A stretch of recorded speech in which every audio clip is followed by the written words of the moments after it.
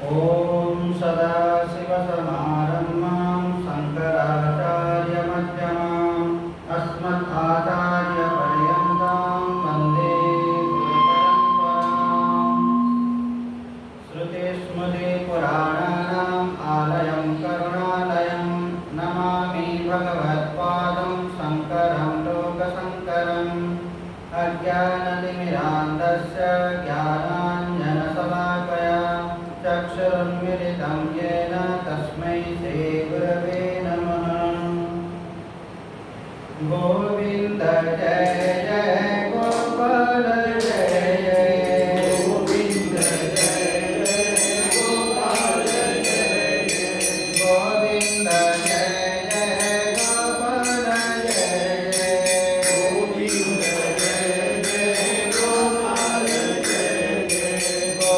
गोविन्द जय जय गोपाल जय जय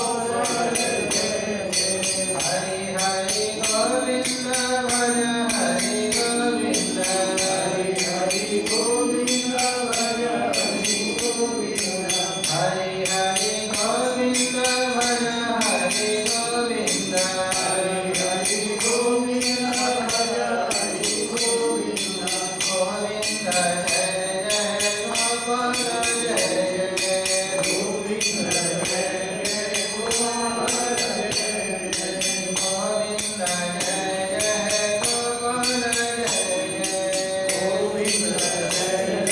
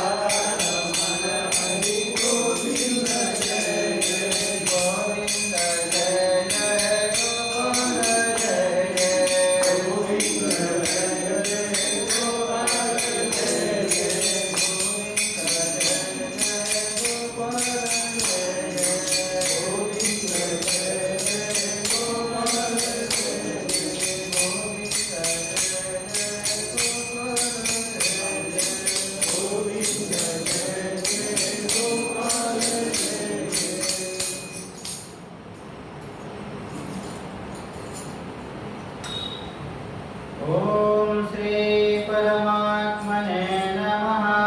ॐ श्री परमात्मने नमः। अथ चतुर्थोऽध्यायः। श्रीभगवानुवाच। श्रीभगवानुवाच। 36 नंबर श्लोक। अपि चेदसि पापेभ्यः सर्वेभ्यः पापकृत्तमः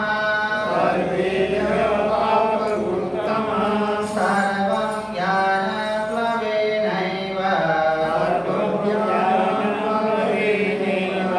योजिनं सन्तरिष्यसि यथेधांसि समेधोऽग्निः भस्मसात् कुरुतेऽर्जुन ज्ञानाग्नि सर्वकर्माणि भस्मसात् कुरुते तथा न हि ज्ञानेन सदृशः पवित्रमिह विद्यते तत्स्वयं योगसंसिद्धः कालेन आत्मनि विन्दति श्रद्धावान् लभते ज्ञानं तत्परः संयतेन्द्रियः ज्ञानं लब्ध्वा परं शान्ति अचिरेणाधिगच्छति आज्ञश्च श्रद्धधानश्च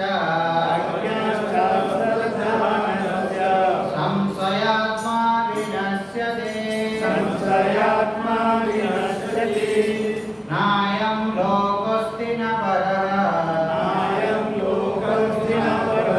न शोकं संशयात्मनः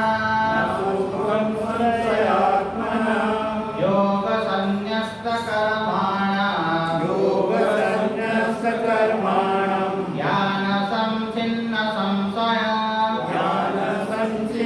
संशयम् आत्मवन्तं न कर्माणि निबध्नन्ति धनञ्जय तस्मादज्ञानसम्भूतः दुष्टं ज्ञानासीनात्मनः चेत्त्वैनं संशयं योगः आतिष्ठ भारत ॐ तत्सत् इति श्रीमद्भगवद्गीतासु उपनिषत्सु ब्रह्मविद्यायां योगशास्त्रे श्रीकृष्णार्जुन संवादे ज्ञानकर्म संन्यास योगो नाम चतुर्थोऽध्यायः। 38वां श्लोक देखन्तु। न हि ज्ञानेन सदृशं पवित्रमिह विद्यते तत्स्वयं योगसंसिद्धः कालेनात्मनि विन्दति न हि ज्ञानेन सदृशं पवित्रम इह विद्यते। यहर अर्थ होची एई संसारे ज्ञान भलिया पवित्र वस्तु और किछि नाही। नहि ज्ञानेन सदृशं पवित्रम इह विद्यते तो ज्ञान भलिया पवित्र जिनिस और किछि नाही। ए संसार रे ज्ञान अर्थ कोन आत्मज्ञान। एई संसार रे आत्मज्ञान भलिया जिनिस और किछि नाही, पवित्र जिनिस और किछि नाही। कहीं की कुहा होई देखंतु नहीं ज्ञानेन सदृशं पवित्रम इह विद्यते। तो एई संसार रे ज्ञान भलिया वस्तु और किछि नाही बोली कहीं की कुहा होची। कहीं कि ना ए मनुष्य जो सुख बा शांति चाहूची केवल ज्ञान द्वारा ही पाई पारिबो, अलगा कोनोसी रास्ता नाही। तेणु करी याको कहा होची पवित्र बोली। Nothing can be purified than knowledge, माने ज्ञान भलिया पवित्र जिंस आ किछि ए संसार रे नाही। तो ए मनुष्य जो सुख बा शांति चाहूची, तो से सुख बा शांति पाइबार एकमात्र रास्ता होची केवल ज्ञान। एवं ज्ञान बोली कहले कोन कहा होची जहा आपण बुझुछन। देखो कोन कहूची ज्ञान बोली कहले कोन आपण जहा बुझुछन। देखो छोटिया उदाहरण दउची। ज्ञान बोली कहले परंतु आत्मज्ञान धरंतु मु कहले आत्मज्ञान शब्दटा आत्मज्ञान नह कि आत्मज्ञान शब्दटा आत्मज्ञान। देखो आपण जो कथा के कहूची टिके और लागेबो टिके बुझिबा पय चेष्टा करंतु। परंतु बही शब्द जो कहली बही बोली जो कहली से बही शब्दटा गुरुत्व कि से बहीटा गुरुत्व। तो बही शब्द बोली खाली कहले हेबो नै। ठीक सेमिति आत्मज्ञान शब्दटा बेसी गुरुत्व नह। आत्मज्ञान बोली कहले जहा बुझुछंती बा ज्ञान बोली कहले जहा बुझुछंती। आपन मुंड भितरे कोन भावना गुडी को आसुची ताहा ऊपर निर्भर होची आपनकर सुख बा शांति। देखंतु साधारण गोटे उदाहरण आपन एक उदाहरण दउची। आपन जेते बेले गीता गुडी को आसुचंती धरतो संध्या मास शेष हे गला हमर जन 5 तारिख धरतो क्लास आरंभ हो आज धरतो क्लास आरंभ हो। तो आपन जेते बेले चपलटा सेठी खुलुछन चपल खुलला परे आपनकर मन भितरे कोन भावना आसुची ताहा ऊपर निर्भर करूची आपनकर सुख बा दुख बा शांति बा अशांति। आपनकर मुंड भितरे भावनाटा कोन आसुची देखन ए जगह रे 20 जन लोक थिबे जानतो। तो चपल खुलले माने आपनकर भावना कोन हेबा कथा किबा स्कूटी रु ओल्हेले किबा कार रु ओल्हेले माने आपनकर वृत्ति कोन आसीबा कथा भावना कोन आसीबा कथा। चपल धरंतो खुलले चपल खुलले माने आपनकर प्रथम वृत्ति आसीबा कथा प्रभु आपनकर अशेष अशेष कृपा आसी बोली प्रभु मु एटा आशीर्वाद 5 तारिख आज हैला आजु ग्यारंटी दे पारिबे कि नेक्स्ट मास जेते बेले 5 तारिख हो मु गीता गुडी रे डेफिनेटली मु प्रेजेंट थिबी कहि परिबे। तो देखंतु ए मनुष्य जाने किंतु ताको बुझिकरी पालन करे ना सेटा होती दुर्दशा। दुर्दशा बोली कहले कोन आज्ञा एटा होती दुर्दशा। आपण थट कोन आसीबा कथा प्रभु तमरी अशेष कृपा आसी बोली प्रभु गीता गुडी रो एमपी पाद मारी पाली एबे 5 तारिख नै कहीं कि ना नेक्स्ट 5 तारिख मु थी बोली किछि ग्यारंटी ना। होय तो आपण माने थिबे मु न थिबी होय तो मु न थिबी आपण माने थिबे किछि ग्यारंटी अछि आज्ञा। तो प्रभु तो अशेष कृपा रो मु गीता गुडी को आसी पाई। तो कोन वृत्ति बा कोन भावना आपनकर आसुची ताहा ऊपर निर्भर करूची आपनकर सुख बा दुख सेटा होती ज्ञान आज्ञा। ज्ञान बोली कहले आ किछि नाही आपण कोन बुझुचंती कि आपनको जबरदस्ती गोटे जिनसटी आपनको एटा भाव बोली कहा जबरदस्ती ए वृत्तिटा ठीक कि भूल जे प्रभु मु बंचिछि देह पा सुस्थ सबल अछि तोर कृपा अछि तोर करुणा अछि बोली प्रभु मु एबे गीता गुडी को मु आशीर्वाद। तो एटा गीता गुडी बोली नै प्रत्येक जगह रे सेमिति ता माने एते बेले सकाल पाइला आपण उठिले माने आपन प्रथम वृत्ति कोन आसीबा कथा एते बेले निद्रा भंग होय गला जागृत अवस्था को जेते बेले आपण पले आसिले आपनकर वृत्ति आसीबा कथा से स्वीकृति मध्य से बिछना रे स्वीकृति प्रभु तोर अशेष कृपा आसी बोली प्रभु मु सुसुप्ति अवस्था रो जागृत अवस्था को आसी माने सुसुप्ति अवस्था रो आपण जागृत अवस्था को आसी बोली किछि गारंटी नाही कि गारंटी अछि। सुसुप्ति अवस्था रो जागृत अवस्था को आसी बोली किछि गारंटी नाही। सुसुप्ति अवस्था रे स्वाभाविक स्वीकृति तो नहीं ज्ञानेन सदृशम पवित्रम यह विद्यते। तो ज्ञान समान पवित्र जिंस किछि नै बोली जो कहति आपण जहा बुझुछंती आपण जीवन रे जो सुख बा शांति चाहुछंती तो से सुख बा शांति आपण को भीतरे भर्ती हेकरी अछि आपण को भीतरे अछि बाहर नाही। तो आपण कोन बुझुछंती आपनकर चिंता धारा आपनकर दृष्टिभंगी आपनकर विचार उपरे निर्भर करछि। धरंतु कोनोसी भी घटना जेते निजर जीवन रे घटुची दुखद परिस्थिति धरंतु आसेला तो सेई दुखद परिस्थिति रे आपण कोन विचार करूछन्ती आपनको मुंड भितरे कोन कोन भावना गुडी को आसुची ताहा उपरे निर्भर करूची आपनको सुख एवं दुख अलगा किछि नै आई अलगा किछि नै धरंतु कोनसी गोटे जिंसटे लॉस हे गला हजि गला चोर नै गला तो कोनसी गोटे जिंसटे जदि चोर नै गला समस्त को समान दुख लागिबो समस्त को समान दुख लागिबो नै तो निजर निजर चिंताधारा निजर निजर विचार धरंतु सपोज रोग है को रोग रे ना धरंतु एई रोग हेले समस्त को समान दुख हुए को रोग धरंतु हार्ट रोग हेले धरंतु 100 जन को हार्ट रोग है जो मन को हार्ट हेतिबो समान दुख लागो बोली किछि गारंटी अछि कि समान दुख लागो हार्ट धरंतु रोग है समस्त को समान दुख लागो हेबो कहीं कि सेटा मिछ सेटा सत नुह मिछ बोली समस्त को समान हो नहीं आज्ञा सेटा समस्त को समान लागिबो नहीं दुख सेटा समस्त को समान दुख लागिबो कहीं कि ना निजर निजर चिंता धारा निजर निजर विचार तुम केमिति परिस्थिति को बुझुछ माने घटना को जने केमिति बुझुची यदि ठीक भाव रे यदि आपण यदि बुझी पारले हां प्रभु तोर कृपा एमिति मोर शरीरटा अछि एमिति मोर हेबार थिला मोर प्रारब्ध रे हेबार थिला प्रभु हेला ठीक अछि किछि असुविधा नहीं तो अभियोग नहीं यदि आपण यदि बुझी पारले ताले आपण शांति रे रहि यदि न बुझी कि आपण कोन करिवे काहे कि हेला केमिति हेला यदि करिवे न बुझी कि यदि आपण केमिति हेला काहे कि हेला यदि करिवे समाधान पाई पारिबे ना नहि ज्ञानेन सदृशं पवित्रमिह विद्यते तत्स्वयं युग संसिद्ध कालेनात्मनि विन्दति तो ज्ञान बोली जो कहा होई देखंतु तो मो भितरे समुद्रर गंताघर भलिया शांतिर गंताघर भलिया मो भितरे शांतिटा अछि मो भितरे शांति अछि शांति बाहरे ना एई जिंस मर्मे मर्मे जो व्यक्ति अनुभव करिवो सेई व्यक्ति शांति रहि पारे माने मु जो शांति बा सुख करूची बाहरे नाही मो भितरे अछि एईटा होची आत्मज्ञान आत्मज्ञान बोली कहले अलगा किछि नाही माने मु जो सुख बा शांति खोजुची मो भितरे अछि मु होची सुखर स्वरूप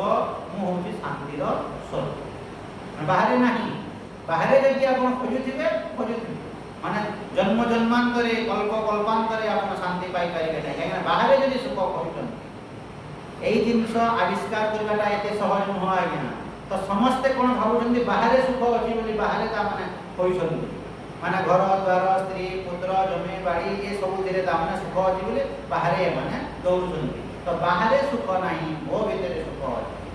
तो आपण सब परिस्थिति ताको घटना ताको यदि बदलै देबे ताहेले कोन आपण शांति रे रहिबे आज्ञा शांति रे रहि पारिबे नाही काहे शांति बाहरे नाही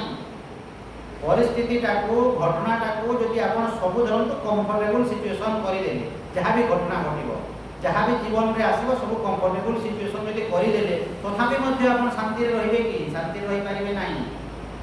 कंफर्टेबल सिचुएशन माने कोन धरंतु आपण गरम लागुची एसी लगाई देले माने खाइबा पीबा नौकर चाकर एवरीथिंग ओके कर देले धरंतु ओके कर देला परे राती रे आपण जो सुइबे आपनर मुंड भितर जो दुर्बुद्धि गुडी को आसीबो ता पई कोन करिवे आप माने मु तो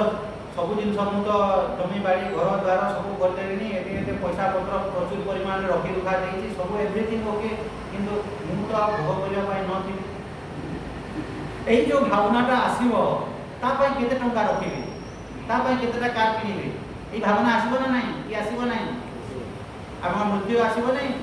आपण से भावना आसीबो कि आज न हेले काली मु चाली जीवी एई संपत्ति बाड़ी पड़ी जीवो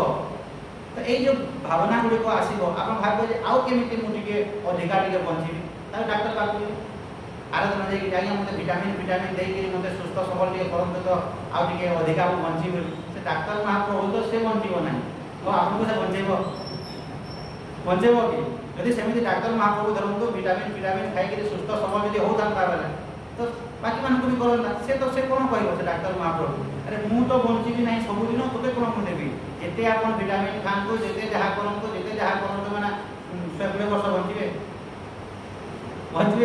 बंचिबे नहीं तो एई भावना आसीबो कि नहीं एई जो मृत्युर भय मु ए संसार रे रहिबी नाही भोग करिबी नाही बोली जो भावनाटा आसीबो ता पई को औषध करता ता पई केवल ज्ञान करता यदि आपण बुझी जिवे जे मु अतीत रे थिली वर्तमान मध्य ମୁଁ ଅଛି ଏବଂ ଭବିଷ୍ୟତରେ ମଧ୍ୟ ମୁଁ ରହିବି। ମାନେ ମୋର ନାଶ ହେବ ନାହିଁ, ମୋତେ କେହି ମାରିପାରିବେ ନାହିଁ। ମୁଁ ହେଉଛି ଅଜର, ମୁଁ ହେଉଛି ଅମର, ମୋର ମୃତ୍ୟୁ ନାହିଁ। ଏଇ ଜିନିଷ ଯଦି ଆପଣ ଆବିଷ୍କାର କରି ଦେଇପାରିଲେ, ମାନେ ମୁଁ ହେଉଛି ଅଜର, ଅମର, ମୋର ମୃତ୍ୟୁ ନାହିଁ, ତାହେଲେ ଆପଣଙ୍କର ମୃତ୍ୟୁ ଭୟ ଆଉ ହେବନି। କେମିତି ହେବ ନାହିଁ ବିଚାର କରନ୍ତୁ। ଆପଣ ଶାସ୍ତ୍ର କହୁଛନ୍ତି ଆପଣ ଅଜର, ଆପଣ ଅମର, ଆପଣଙ୍କର ଜନ୍ମ ନାହିଁ, ଆପଣଙ୍କର ମୃତ୍ୟୁ ନାହିଁ। ଆପଣ ବିଚାର କରନ୍ତୁ। ଜ୍ଞାନ ଯେଉଁ କୁହା ହେଉଛି ଦେଖନ୍ତୁ, ସେଇ ଜ୍ଞାନକୁ କେମିତି ଭାବରେ ବୁଝା ହେଉଛି। ମାଠିଆଟା ଭାବୁଛି କ'ଣ, ମୁଁ ମରିଯିବି, ମୋର ଜନ୍ମ ହେଇଛି। ମାଠିଆର ଜନ୍ମ ହେଇଛି, ଜନ୍ମର ଅର୍ଥ ସୃଷ୍ଟି। ମାଠିଆର ସୃଷ୍ଟି ହେଇଛି, ମାଠିଆର ସ୍ଥିତି ବି ଅଛି ଏବଂ ମାଠିଆର ଲୟ ବି ହେବ, ନାଶ ବି ହେବ ମାଠିଆର। ତ ମାଠିଆକୁ ଯଦି ଆପଣ ଦେଖିବେ, ସେ ମାଠିଆ କ'ଣ, ତାର ଜନ୍ମ ହେଇଛି, ଏତିକି ତାରିଖ ଦିନ ମୁଁ ଜନ୍ମ ହେଇଛି ମାନେ ସେ ମରିବ, ଏତିକି ତାରିଖ ଦିନ ମରିବ ବି ସେ। କିନ୍ତୁ ମାଟି ଯଦି ଦୃଷ୍ଟି ପଳେଇ ଆସିଲା ଆପଣଙ୍କର, ଯଦି ମାଟି ଯଦି ଦୃଷ୍ଟି ଆପଣଙ୍କର ପଳେଇ ଆସିଲା, ତ ମାଟିର ଜନ୍ମ ହେଇଛି, ମାଟିର ଜନ୍ମ ହେଇନଥିଲା, ମାଟିର ନାଶ ମଧ୍ୟ ହେବ ନାହିଁ। ଏବଂ ଶାସ୍ତ୍ର କ'ଣ କହୁଛନ୍ତି, ଆପଣଙ୍କର ଦୃଷ୍ଟି ମାଟିକୁ ଯାଉ। ଠିକ୍ ସେମିତି ଦେଖନ୍ତୁ, ମାଟି ଏବଂ ମାଠିଆ ଠିକ୍ ସେମିତି ଆପଣଙ୍କର ଏ ସମ୍ପୂର୍ଣ୍ଣ ଶରୀରକୁ ଯଦି ଦେଖିବେ, ଆପଣଙ୍କର ସମ୍ପୂର୍ଣ୍ଣ ଶରୀର ହେଉଛି ଚେତନାମୟ। ଚେତନାକୁ ଛାଡ଼ିଦେଲେ ଆଉ କିଛି ନାହିଁ। ମାଟି ଏବଂ ମାଠିଆ ଭିତରେ ଯେଉଁ ସମ୍ପର୍କ,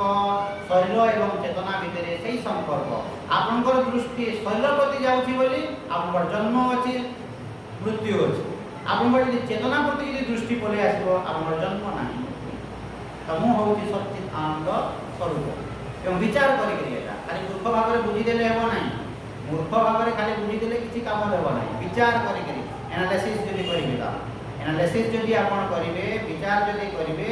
ଆପଣଙ୍କର ସମ୍ପୂର୍ଣ୍ଣ ଶରୀରଟା କେବଳ ଚେତନାମୟ। ଚେତନାକୁ ଛାଡ଼ିଦେଲେ ଆଉ କିଛି ନାହିଁ। ଯେମିତି ମାନେ ବହୁତ ସୂକ୍ଷ୍ମ ଜିନିଷ ଆଜ୍ଞା, ଏଇଟା ସୂକ୍ଷ୍ମ ଜିନିଷ ଖାଲି ବୁଝିଯିବା କଥା। ବାରମ୍ବାର ବିଚାର କରିକି ଯଦି ଆପଣ ବୁଝିଗଲେ, ଦେଖନ୍ତୁ ଆପଣ ଯେଉଁ ସାର୍ଟଟା ପିନ୍ଧିଛନ୍ତି, ସାର୍ଟ ଏବଂ ସୂତା, ତ ଆପଣଙ୍କର ଦୃଷ୍ଟି ଯଦି ସୂତା ପ୍ରତି ଯଦି ପଳେଇ ଆସିଲା, ଆପଣ ସେଭ୍ ହେଇଗଲେ। ଆପଣଙ୍କର ଦୃଷ୍ଟି ଯଦି ସାର୍ଟ ପ୍ରତି ଯଦି ହେଲା, ମାନେ ସାର୍ଟଟା ଆଜି ନହେଲେ କାଲି ଫାଟି, ତ ସାର୍ଟ ଫାଟିବ କିନ୍ତୁ ସୂତା କିଛି ହେବ। ଏ ସୂତା ପ୍ରତି ଆପଣଙ୍କର ଯଦି ଦୃଷ୍ଟି ରହିବ, ଠିକ୍ ସେମିତି ଏ ଶରୀର ପ୍ରତି ଯଦି ଆପଣଙ୍କର ଦୃଷ୍ଟି ରହିବ, ଆଜି ନହେଲେ କାଲି ନାଶ ହେବ। କିନ୍ତୁ ଶରୀର ପ୍ରତି ଦୃଷ୍ଟି ନ ରହିକିରି ଆପଣଙ୍କର ଦୃଷ୍ଟି ଯଦି ଚେତନା ପ୍ରତି ଯଦି ରହିଲା, ତ ମୁଁ ଥିଲି, ଅଛି ଏବଂ ରହିବି, ମୁଁ ହେଉଛି ଅଜର ଏବଂ ଅମର। ଏଇଟା ହେଉଛି ଜ୍ଞାନ। नहि ଜ୍ଞାନେन ସଦୃଶଂ ପବିତ୍ରମିହ ବିଦ୍ୟତେ ତତ୍ସ୍ୱୟଂ ୟୁଗ ସଂସିଦ୍ଧଃ କାଲେନ ଆତ୍ମନିବିନ୍ଦତେ। ଏବଂ এই জ্ঞানটা কেমিতি প্রাপ্ত ହେବ, তৎস্বয়ং ୟୁଗ ସଂସିଦ୍ଧ କାଲେନ ଆତ୍ମନିବିନ୍ଦତେ। ତ ଦୀର୍ଘ ଦିନ ଧରିକିରି ଯେଉଁ ବ୍ୟକ୍ତି କର୍ମଯୋଗର ଆଚରଣ କରିବ, ତତ୍ସ୍ୱୟଂ योग संसिद्ध, ମାନେ ଯୋଗର ଅର୍ଥ ହେଉଛି ଜାଗାରେ କର୍ମଯୋଗ। ଦୀର୍ଘ ଦିନ ଧରିକିରି ଯେଉଁ ବ୍ୟକ୍ତି କର୍ମଯୋଗର ଆଚରଣ କରିବ, ସେହି ବ୍ୟକ୍ତି ଏହି ଆତ୍ମଜ୍ଞାନ ପାଇବ। ଦୀର୍ଘ ଦିନ ଧରିକି ତତ୍ସ୍ୱୟଂ योग संसिद्ध କାଲେନ ଆତ୍ମନିବିନ୍ଦତି। କାଲେନାର ଅର୍ଥ ହେଉଛି ଦୀର୍ଘ ଦିନ। ଦୀର୍ଘ ଦିନ ଧରିକିରି ଯଦି ଆପଣ କର୍ମଯୋଗର ଯଦି ଆଚରଣ କରିଥିବେ, ଆପଣଙ୍କର ଅନ୍ତଃକରଣ ଯଦି ଶୁଦ୍ଧ ହେବ, ତାହେଲେ ଏ ଜ୍ଞାନଟା ଅଟୋମେଟିକ୍ ମିଳିଯିବ। ଦେଖନ୍ତୁ ଆପଣଙ୍କୁ ଏବେ ଯେଉଁ ଜ୍ଞାନଟା କହିଦେଲି, ଯେଉଁ ଜଷ୍ଟ 10 ମିନିଟ୍ ଆତ୍ମଜ୍ଞାନ କଥା ଯେଉଁ ବୁଝେଇଦେଲି, ମାନେ ସେଇ ଆତ୍ମଜ୍ଞାନଟା ସ୍ଥିର ହେଇକିରି ରହିବ କି? ଧରନ୍ତୁ ଆପଣଙ୍କୁ ଏବେ କହିଲି, ଆପଣ ହେଉଛନ୍ତି ଅଜର, ଆପଣ ହେଉଛନ୍ତି ଅମର, ଆପଣଙ୍କର ଜନ୍ମ ନାହିଁ, ଆପଣଙ୍କର ମୃତ୍ୟୁ ନାହିଁ, ଏଇଟା କହିଦେଲି। ଘରକୁ ଗଲା ମାନେ ଆପଣଙ୍କର ମୃତ୍ୟୁ ଭୟ ହେଉଛି। ଘରକୁ ଗଲା ମାନେ ଆପଣଙ୍କର ମୃତ୍ୟୁ ଭୟ ହେଉଛି, ମରିଯିବି ବୋଲି ଭାବୁଛନ୍ତି। ତ ମରିଯିବି ବୋଲି ଭାବୁଛନ୍ତି ମାନେ ଆପଣଙ୍କର ଅନ୍ତଃକରଣ ଶୁଦ୍ଧ ହେଇନି, ଆପଣଙ୍କର କର୍ମଯୋଗ ଆଚରଣ କରିନାହାନ୍ତି। ଯେମିତି ଛୁଆକୁ ଧରନ୍ତୁ, ମ୍ୟାଥ୍ ବତେଇଦେଲେ, ମ୍ୟାଥ୍ ବତେଇଦେଲା ପରେ ବୁଝିଲୁ କି ବୋଲି କହିଲେ, ହଁ ପୁରା ପି ବୋଲି ବୁଲିବ, ବୁଝିଗଲି ବୁଲିବ। କିନ୍ତୁ ଘରକୁ ଯାଇକି ଭୁଲିଗଲାଣି ମାନେ କ'ଣ, ତାର ଯୋଗ୍ୟତା ନାହିଁ। ଯଦି ଯୋଗ୍ୟତା ଥିବ ଆଉ ଭୁଲି ପାରିବ ନାହିଁ ଆଜ୍ଞା। ତ এইটা କ'ଣ କୁହାହେଉଛି, ଦୀର୍ଘ ଦିନ ଧରିକିରି କର୍ମଯୋଗର ଜଣେ ଯଦି ଆଚରଣ ନ କରିବ, ସେହି ବ୍ୟକ୍ତି ଶାନ୍ତିରେ ରହିପାରିବ ନାହିଁ, ଆତ୍ମଜ୍ଞାନ ତାର ଉଦୟ ହେବ ନାହିଁ, ବା ଆତ୍ମଜ୍ଞାନ ଉଦୟ ହେଲେ ମଧ୍ୟ ରହିବ ନାହିଁ। ଆତ୍ମଜ୍ଞାନ ସ୍ଥିର ହେଇକି ରହିବ ନାହିଁ। ଯେହେତୁ ଆପଣଙ୍କର ଜ୍ଞାନ ଉଦୟ ହୋଇଗଲା, ଶାସ୍ତ୍ର କ'ଣ କହୁଛନ୍ତି ଦେଖନ୍ତୁ, ଜ୍ଞାନରେ ଶାସ୍ତ୍ରର ପ୍ରୟୋଜନ ନାହିଁ ବେଶୀ। ଶାସ୍ତ୍ରର ପ୍ରୟୋଜନ କେଉଁଠି ଅଛି, କିମ୍ବା ମୋର ପ୍ରୟୋଜନ କେଉଁ ଜାଗାରେ ଅଛି? ଜ୍ଞାନ ନିଷ୍ଠା। ଜ୍ଞାନରେ ମୋର ମତଲବ କିଛି ନାହିଁ, ଜ୍ଞାନ ହେଇଯିବ ଆଜ୍ଞା। ज्ञान रे मोर मतलब किसी नहीं, ज्ञान रे निष्ठा, ज्ञान निष्ठा बोली कहा। ज्ञान निष्ठार अर्थ कौन? निष्ठार अर्थ नितराम स्थिति,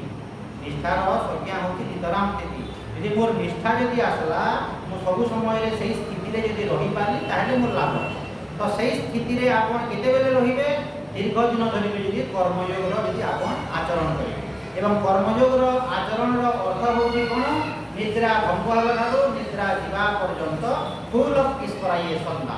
माने प्रभु तोर इच्छा, प्रभु तोर इच्छा। तो एमिति तोर इच्छा बोली यदि आपण ग्रहण करि यदि शिखिबे ताहले देखिबे केते शांति लागिबो, केते खुशी लागिबो। माने भगवान को आपण स्वीकार करନ୍ତୁ। आमे कहि दउछु आज्ञा भगवानंकर बिना इच्छा रे पत्रटिए मध्य हलिबो नै। एटा समस्त कहउछु कि भगवानंकर बिना इच्छा रे पत्रटिए मध्य हलिबो नै। तो एटा जदि आमे बुझुछु जहा जहा होउची कहार इच्छा रे होउची आज्ञा भगवत इच्छा रे, भगवत इच्छा रे होउची कि किनु ग्रहण करि पाले सिना भगवत इच्छा रे होउची बोली कहि कि खुशी हेले। एते बेले पेट बथा होतबो से समय रे प्रभु अशेष कृपा देता माने पेट बथा होउची बोली कहि कि स्थिर हेले सिना। भावन तो पेट बथा होउतबो प्रथम वृत्ति कोन आसीबा कथा? प्रभु तो अशेष कृपा रो प्रभु एटा ता माने पेट बथा माने भगवान को अशेष कृपा बोली भाबी पेट बथा होतबो बोली कोन भाबे बारो कोन भाब अशेष कृपा बोली यदि न भाबे आर का कोन हबो? प्रभु बोली बोली प्रभु भासी बोली प्रभु काहे कि मते पेट बथा कलु कंप्लेन करे कोन हबो? पेट तो बथा हे कि tension added tension plus tension is equal to कोन हबो? एडेड टेंशन और टेंशन मिसले कोन हबो? पेट टेंशन हबो। त हम तो टेंशन दे हेची ऑलरेडी पेट बथा होउची। तो प्रभु तोर कृपा रो पेट बथा हेची। प्रभु मते बुद्धि शक्ति टिके दे जे मु स्थिर होई करी रहिबी। प्रभु बुद्धि शक्ति टिके दे जे को डॉक्टर पाक कोनी कोन करिबी तेन के बुद्धि शक्ति दे प्रभु। राइट थिंकिंग देखो ये सही चिंता यदि न आनला प्रभु मते बुद्धि दे शक्ति दे जे मु को डॉक्टर पाक को जीबी ट्रीटमेंट हेबी कोन कोन हेबे कोले प्रभु मोर पेटरा बथा मोर छाड़िबो तिले मते बुद्धि शक्ति दे सेटा प्रार्थना करंतु। अब मु मरि गली मु भासी गली बोली कहिले कोन हबो? आज्ञा मरि गली भासी गली बोली कहिले किछि लाभ माने जहा भी घटना घटबो आज्ञा जीवन रे जहा भी घटना घटिबो प्रथम काम हैला प्रभु तू एला देई केला के देई प्रथम वृत्ति आपन आसला कथा प्रभु तो तोरी इच्छा रे एई जिंसटा दे तोरी इच्छा रे कहला हाथ वृत्ति कोन आसला कथा जहा भी घटना घटो रोग व्याधि आपन समस्या गुडी को जहा जहा भी हो प्रभु तोर इच्छा रे एटा कि कहार इच्छा रे भगवत इच्छा जहा भी होउची जहा भी मोबाइल को स्विच ऑफ कर पारिबे नै थरे दहला तेरे हम पाई तो कहार इच्छा रे होउची गाडी भगवत इच्छा रे होउची कि नै जहा भी हला भगवत इच्छा रे सब जिनिस होउची। तो भगवत इच्छा रे होउची बोली कहि किरी तापरे आपण नेक्स्ट जहा करबा कथा करन जहा भी ना किने एई जिनसटा एई दृष्टिटा आपण यदि साधना करिवे नाही ताहेले हेबो ना माने जेते बेले फेवरेबल सिचुएशन गुडी को जेते बेले थिबो सेते बेले आपण कोन प्रभु तोर इच्छा बढ़िया लागुची कहि आ जेते बेले अनफेवरेबल सिचुएशन गुडी को हेबो सेते बेले जेते बेले सब ठीक ठीक चली दियो प्रभु तोर इच्छा करे और जेते बेले ओड हेबो सेते बेले कार इच्छा रे हला जेमिति अमेरिका रे जने हमने कार चलो ड्राइविंग भीतर एसी चलो जे आराम रे रोड साइनिंग करूची अमेरिका रे प्रभु तोर सेल्फ बा प्रभु बढ़िया हेची बोली चलो आधा घंटा गला पर एक्सीडेंट नहीं करा तेरा कार इच्छा रे जेते बेले कार चलो जेते बेले भगवान को से ये कर जो जेते बेले एक्सीडेंट हला कार इच्छा रे जेते बेले हला अलगा लोक इच्छा रे हला तो प्रभु तोर इच्छा रे अछि प्रथम वृत्ति प्रभु तोर इच्छा रे कार एक्सीडेंट हला तापरे आपण कोन करि पारिबे आपण विचार कर शास्त्र कहू नांती जे आपण चुपचाप हाथटा को बांधी किरी आपण चुपचाप बसंत प्रभु तोर इच्छा रे हेति मु चुपचाप बसिबी शास्त्र सेमति कहू ना माने आपण जहा पारिबे करन एवं जहा पारिबे नाही छाड़ी दियो whatever you cannot change you should accept it बहुत रे लिखाई जे whatever you cannot change you should accept it जहा आपण परिवर्तन करि पारिबे नाही ताकू आनंदर सहित ग्रहण करंतु बहुत रे लिखाई गीतार प्रथम जो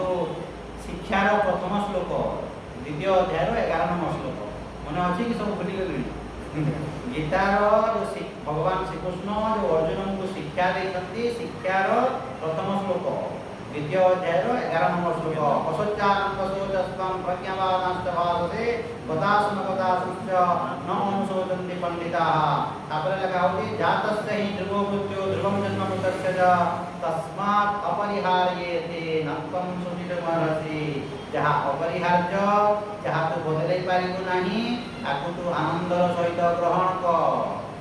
जातस्य हि ध्रुवं मृत्यु ध्रुवं जन्म मृतस्य च जन्म होला परे मृत्यु सुनिश्चित मृत्यु होला परे जन्म सुनिश्चित तस्मात् अपरिहार्य एटा अपरिहार्य तू परिवर्तन करि पारिबु नाही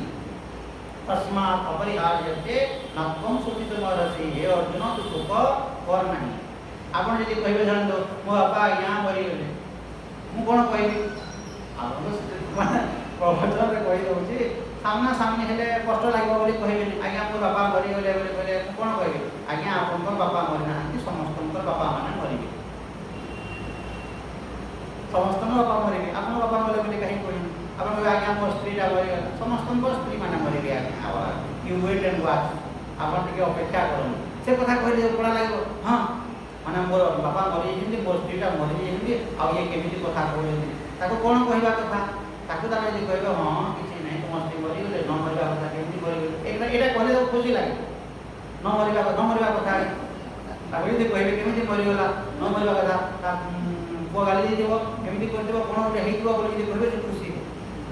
मुई जे कहबे नै तोर स्त्री मरि नै समस्तଙ୍କ स्त्री माने मरिबे तार समय आसी गला से कहले सरला से कथा कहले नै बोली कहबो ग्रहण करि पारिबो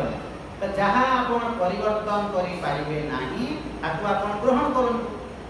तो जेते बेले कोनोसी घटना गुडी को कोनोसी परिस्थिति जेते बेले आसुची आज्ञा आपण तो परिवर्तन धर्म जेति पारिबे करन न पारले कोन करिवे आपण सब डॉक्टर बुली बुला सारले पेट कथा मन सारला तापरे कोन करबे प्रभु तोर इच्छा एटा मोर प्रारब्ध सहिबार अछि चुपचाप धर्म डॉक्टर माने कहले जे एठी ट्रीटमेंट हबने अमेरिका आपण शक्ति सामर्थ्य यदि अछि अमेरिका जीवे न हेले पैसा पत्र मांगले जीवे कि प्रभु तो इच्छा बोले चुपचाप रहे आ कोन करिवे कि धर्म डॉक्टर धर्म तो कहि देबो नै मो ट्रीटमेंट करबी ना करबी परम तो के मना करला लास्ट में डॉक्टर कहबे जे तो फेरेनी आ ट्रीटमेंट नै पारिबो ना तापर कोन करिवे याको ट्रीटमेंट करि हेबो नै ये दुई चार दिन ପରେ सहा हेबो बोली धर्म तो कहि दे तापर कोन करिवे तो चुपचाप रहिबे कि नै तो शास्त्र कोन कहउजंती जहाँ आपण परिवर्तन करि पारिबे नाही स्थिर होइके आपण ग्रहण करन तो ये ग्रहण करिवार शक्ति केमिति हेबो ग्रहण केमिति करि पारिबे प्रभु तोर इच्छा रे यदि होउची बोली जे आपण बुझिबे ताहे ग्रहण करिबे माने ये संसार रे नाही अन्याय नाही अत्याचार ये संसार रे नाही अन्याय नाही अत्याचार ये संसार रे अछि कर्मर समुचित फल तामे कोन भाबुछु माने भगवान तामना मो प्रति अन्याय करजंती ना ये संसार रे नाही अन्याय नाही अत्याचार अछि कर्मर समुचित फल तो मोर कर्मर फल भोग करूची जहाँ भी होउची प्रभु मोर कर्मर फल भोग करूची प्रभु तू ही मते एटा देइछु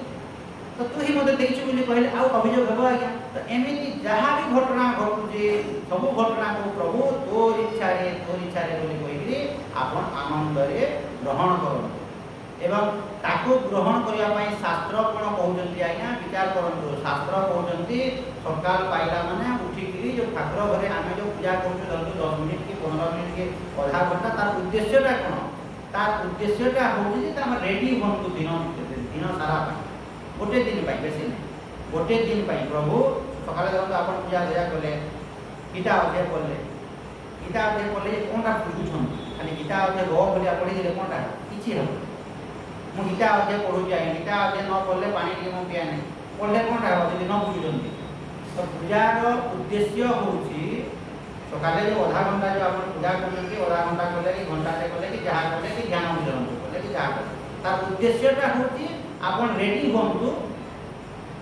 दिन सारा सकाल धरंतु 6 बजे आपण पूजा करे तो 6 बजे पूजा करले माने संध्या 6 तक आपण रेडी होंतु रेडी धर्म जने व्यक्ति धरंतु घंटाटे ध्यान करा आ जने व्यक्ति धरंतु घंटाटे पूजा करा जे जहा करा सपोर्ट जे जहा को जहा इच्छा लागला करा धरंतु सकाल घंटा दिन 9 बजे धरंतु विभिन्न परिस्थिति आसला परिस्थिति यदि आसला के चालाकी व्यक्ति आ ଧରନ୍ତୁ ସକାଳେ ଚାରି ଜଣ ବ୍ୟକ୍ତି ଅଛନ୍ତି, ଜଣେ ଧରନ୍ତୁ ଅଧା ଘଣ୍ଟା ପୂଜା କଲା, ଜଣେ ଅଧା ଘଣ୍ଟା ଧ୍ୟାନ କଲା, ଯେ ଯାହା କଲା କଲା। 4 ଜଣ ବ୍ୟକ୍ତି ଧରନ୍ତୁ 9ଟା ବେଲେ କିମ୍ବା ଦିନ 10ଟା ବେଲେ କ'ଣ ସିଚୁଏସନ୍ ଏଇଟା ସମସ୍ୟା ଆସିଲା। ତ ଚାଲାକି ବ୍ୟକ୍ତି କିଏ? বা କିଏ ଠିକ୍ ଭାବରେ ପୂଜା କରିଛି, କିଏ ଠିକ୍ ଭାବରେ ବୁଝିଛି, ବା କିଏ ଠିକ୍ ଭାବରେ ଭଗବାନଙ୍କୁ ସ୍ୱୀକାର କରିଛି, ଯେ ସ୍ଥିର ହେଇକିରି ରହିଲା। କି ଅଲଗା କ'ଣ? ଯେ ସ୍ଥିର ହେଇକିରି ରହିଲା। 10ଟା ବେଳେ ଧରନ୍ତୁ ଘଟଣା ଘଟିଗଲା କିଛି ଗୋଟେ ବଡ଼ ସିଚୁଏସନ୍ରେ, ତ ସେ ବ୍ୟକ୍ତି ଯଦି ଚୁପଚାପ ସ୍ଥିର ହେଇକିରି ଅଛି, ଧରନ୍ତୁ ଏବେ ଆପଣମାନେ ଧରନ୍ତୁ ଗୀତା ପ୍ରବଚନ ଶୁଣୁଛନ୍ତି, ଘରକୁ ଏବେ ଧରନ୍ତୁ ଗୀତା ପ୍ରବଚନ ଶୁଣିକିରି ଗଲେ, କିଛି ଗୋଟେ ଧରନ୍ତୁ ବଡ଼ ସିଚୁଏସନ୍ରେ ହେଇଗଲା, ଆପଣ ଚୁପଚାପ ସ୍ଥିର ହେଇକି ରହିଲେ, ତାହେଲେ ସିନା ଆପଣଙ୍କର ଗୀତା ପଢ଼ିବାର ଲାଭ ଦେଲା। ଆଉ ଗୀତା ପଢ଼ିକି ଗୀତା ପଢ଼ୁଛନ୍ତି, ଆପଣ ଘରକୁ ଗଲେ ଧରନ୍ତୁ ଆଉ ଧରନ୍ତୁ ଛୁଆଟା ଧରନ୍ତୁ ସିରିୟସ୍ ହେବ, ବୁଲିବାକୁ ନେବାକୁ ପଡ଼ିବ, କି ଆଡ଼ମିଟ୍ ହେବାକୁ ପଡ଼ିବ କେଉଁ ନର୍ସିଂ ହୋମ୍ରେ, ଆପଣ ଯଦି ବିଚଳିତ ହେଇଗଲେ, ଗୀତା ପଢ଼ିବାର କିଛି ମୂଲ୍ୟ ରହିଲା? ସେଟା ଗୀତାରେ ଶିକ୍ଷା ଦିଆହେଇଛି। ତ ଆପଣ ପ୍ରଥମେ ସ୍ଥିର ହେଇଯାଆନ୍ତୁ, ହଁ ଠିକ୍ ଅଛି, ପ୍ରଭୁ ତୋର ଇଚ୍ଛା, ବାକି ଯାହା କରିବା କଥା ଆପଣ କରନ୍ତୁ। ବହୁତ ଜିନିଷ ଅଛି ଆଜ୍ଞା, ଧରନ୍ତୁ ଘରକୁ ଗଲେ କିଏ ମରିଗଲା, ମରିଗଲା, ଯାହା କରିବେ ଯାହା ପାରିବେ ଆପଣ କରନ୍ତୁ। ଓ ଆପଣ ଯଦି ବସିକିରି ଭୋ ହେଇକି ଯଦି କାନ୍ଦିଲେ ବେଲେ ମରିଗଲା ବୋଲି, ତ ଲାଭ କ'ଣ ହେଲା ଗୀତା ପଢ଼ିକିରି? ଗୀତା ଶାସ୍ତ୍ର ଯେଉଁ ଆମେ ଅଧ୍ୟୟନ କରୁଛୁ, ତାର ଉଦ୍ଦେଶ୍ୟ ହେଉଛି ଯେ ବିଭିନ୍ନ ପ୍ରକାର ସମସ୍ୟା ସମୟରେ, ଦୁଃଖଦ ପରିସ୍ଥିତି ସମୟରେ ଆପଣ କେତେ ପରିମାଣରେ ଷ୍ଟେବୁଲ୍ ହେଇପାରୁଛନ୍ତି, ତା ପାଇଁ ଏଇଟା ଶିକ୍ଷା ଦିଆ। ସୁଖ ପରିସ୍ଥିତିରେ ସୁଖ ପାଅ ବୋଲି ଶିକ୍ଷା ଦିଆ ହେଉନି ଗୀତାରେ। ସୁଖ ପରିସ୍ଥିତିରେ ସୁଖ ତ ସମସ୍ତେ ପାଆନ୍ତି, ସେଟା ଶିକ୍ଷା ଦିଆ ହେଉଛି। ଦୁଃଖ ପରିସ୍ଥିତିରେ ଆପଣ କେତେ ସ୍ଥିର ହେବେ ତା ପାଇଁ ଶିକ୍ଷା ଦିଆ। ତ ବିଭିନ୍ନ ପ୍ରକାର ଯେଉଁ ପରିସ୍ଥିତି ଆସିବ, ତ ଯାହା ବି ଘଟଣା ଘଟୁଛି, ସକାଳ ପାଇଲା ଆପଣ ରେଡ଼ି ହେଲେ ଯେ ପ୍ରଭୁ ଆଜି ଦିନ ସାରା କ'ଣ ହେବ ମୁଁ ଜାଣି ନାହିଁ ପ୍ରଭୁ, ଯାହା ବି ହେବ ପ୍ରଭୁ ତୋର ଇଚ୍ଛାରେ ହେବ, ତୋର କୃପାରେ ହେବ, କିନ୍ତୁ ଗୋଟିଏ ପ୍ରାର୍ଥନା କରୁଛି ପ୍ରଭୁ ତୁ ମୋତେ ଶକ୍ତି ଦେଇଥା ପ୍ରଭୁ, ଯାହା ଘଟଣା ଘଟିବ ମୁଁ ହଜମ କରିପାରେ, ଏଇ ଶକ୍ତି ଏଇ ବୁଦ୍ଧି ମୋତେ ଦେଇଥା। ଗୋଟେ ବୁଢ଼ାଟି ଆଜ୍ଞା ଦୀର୍ଘ 40 ବର୍ଷ ଧରିକି ସାଧନା କରୁଛି, 40 ବର୍ଷ ଧରିକି ଗୀତା ଉପନିଷଦ ଯେତିକି ଶ୍ଲୋକ ମୁଖସ୍ଥ କରିଦେଇଛି, ଆପଣଙ୍କ ମୁଣ୍ଡ କାମ କରିବ, ଫଟଫାଟ କହିଦେବ ଶ୍ଲୋକ, ଗୀତାର ଶ୍ଲୋକ କହିଦେବ, ଉପନିଷଦ ବେଦାନ୍ତ ସବୁ କହିବ ଶ୍ଲୋକ, ବହୁତ ମନେ ରଖିବ। କିନ୍ତୁ ସେ ବ୍ୟକ୍ତି ଦେଖନ୍ତୁ ଖାଲି ମୁଖସ୍ଥ କରିଦେଲେ, ଥିଓରିଟିକାଲି ଆପଣ ପଢ଼ିଦେଲେ କିଛି ଲାଭ ଦେବ। ସେ ବ୍ୟକ୍ତି ତାର ଝିଅଟା ତାମାନେ ଫିଜିକାଲ ହ୍ୟାଣ୍ଡିକ୍ୟାପ୍ ତାର ଝିଅର ଥିଲା, ଝିଅ ପାଇଁ ସେ ବହୁତ ପ୍ରକାରର କୋସିସ କରିକି ପ୍ରଚୁର ପରିମାଣରେ ପଇସା ରଖିଥିଲା, ପ୍ରଚୁର ପରିମାଣରେ ପଇସା ରଖିଥିଲା ସେ ବୁଢ଼ାଟା, ଯେ ମୁଁ ମରିଗଲେ ମୋର ଝିଅର କୌଣସି ପ୍ରକାରର ଅସୁବିଧା ନ ହେବ। ତାର ଚିନ୍ତା, ତାର ପ୍ଲାନିଂ ଯେ ମୋର ଝିଅ ପାଇଁ ମୁଁ ଏତିକି ପରିମାଣରେ ପଇସା ରଖିଦେଇଥିବି, ଯଦ୍ୱାରା କି ମୁଁ ମରିଗଲା ପରେ ମଧ୍ୟ ସେ ନୌକର ଚାକର ରଖି ରୁଖା କରି ସେ ତାର ମ୍ୟାନେଜ୍ କରିବ, ପଇସାର ତାର ଅସୁବିଧା ନ। ବହୁତ ପ୍ରକାରର ସେ ଚେଷ୍ଟା କଲା, ସେ ମରିବା ଆଗରୁ ଝିଅ ମରିବ, କ'ଣଟା କରିବ? ସେ ବୁଢ଼ା ମରିବା ଆଗରୁ ଝିଅ ମରିବ। ତ ସେଥିପାଇଁ ରାଇଟ୍ ଥିଙ୍କିଂ କ'ଣ ଆଜ୍ଞା, ଆପଣ ପ୍ଲାନ୍ ପ୍ରୋଗ୍ରାମ୍ କରନ୍ତୁ, ମନା ନାହିଁ, ତାମାନେ ଯାହା କରୁଛନ୍ତି କରନ୍ତୁ, କିନ୍ତୁ ପ୍ରାର୍ଥନା କରୁଥାନ୍ତୁ ଯେ ପ୍ରଭୁ, ଏମିତି ଗୋଟେ ଦିନର କଥା କହୁଛି ଯେ ପ୍ରଭୁ ଆଜି ଦିନ ଭିତରେ ଯାହା ହେବାର କଥା ପ୍ରଭୁ ସେଇଆ ହେବ, ଅଲଗା କିଛି ହେବନି। এইটা বুঝিকি ଆପଣ ପ୍ଲାନିଂ କରୁଥାନ୍ତୁ। Please understand. ଆପଣ ଦେଖନ୍ତୁ ଭାତ, ଡାଲି, ତରକାରୀ, ଛତୁ, ପନିର ଖାଉଛନ୍ତି, ବୁଝୁଥାନ୍ତୁ ଯେ ଏଇଟା ପେଟ ଭିତରକୁ ଗଲେ ହଜମ ହେବ କି ବଦହଜମ ହେବ ଯେ କିଏ କହିପାରିବେ, ଏଇଟା ବୁଝୁଥାନ୍ତୁ ଓ ଖାଉଥାନ୍ତୁ। ନାଇଁ ଠିକ୍ ହେବ ତ, ଆରାମ ତ ଖାଇବି, କିଛି ନାହିଁ, ସବୁ ପୁରା ଟିପଟପ୍ ଅଛି, ଖାନା ପିନା ସବୁ ସ୍ୱାଦିଷ୍ଟ ଅଛି, ଭଲ ଅଛି, ଆଉ ଯେତେବେଳେ ଚାରିଟା ଝାଡ଼ା ହେବ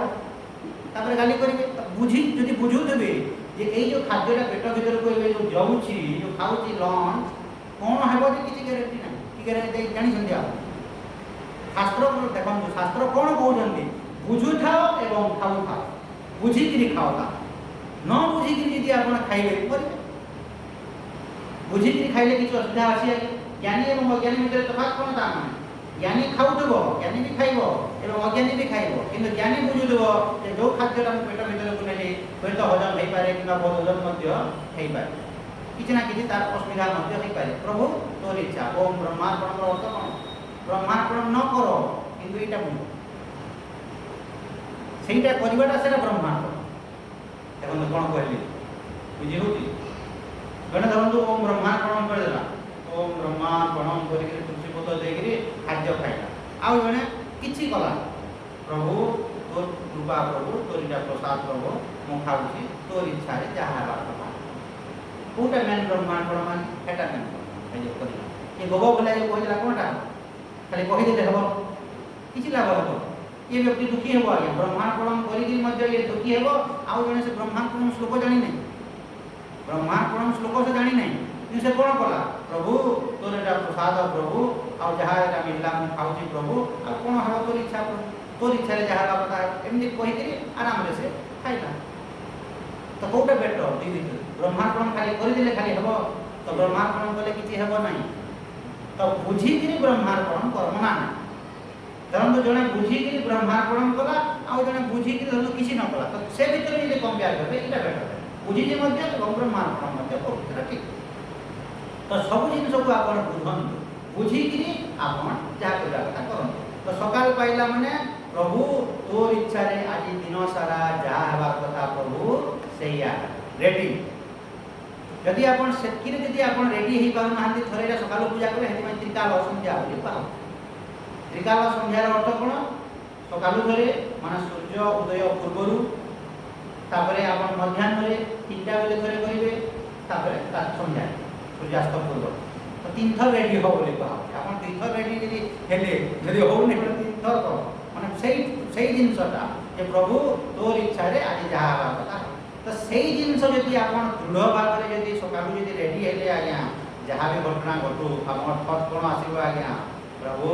ତୋର ଇଚ୍ଛାରେ ଏଇ ଘଟଣାଟା ପ୍ରଭୁ ତୁ ଦେଇଛୁ, ଏଇ ସମସ୍ୟାଟା ଦେଇଛୁ ପ୍ରଭୁ, ତ ତୁ ହିଁ ଏଟାକୁ ସମାଧାନ କର, କି ତୁ କ'ଣ କରିବୁ କର ପ୍ରଭୁ, ମୋତେ ଯେଉଁ ବୁଦ୍ଧି ଶକ୍ତି ଦେଉଛୁ ମୁଁ ପ୍ରଭୁ ଏଟା କରୁଛି। ବାସ୍ ଶାନ୍ତିର ସହିତ ଆପଣ କରିବେ।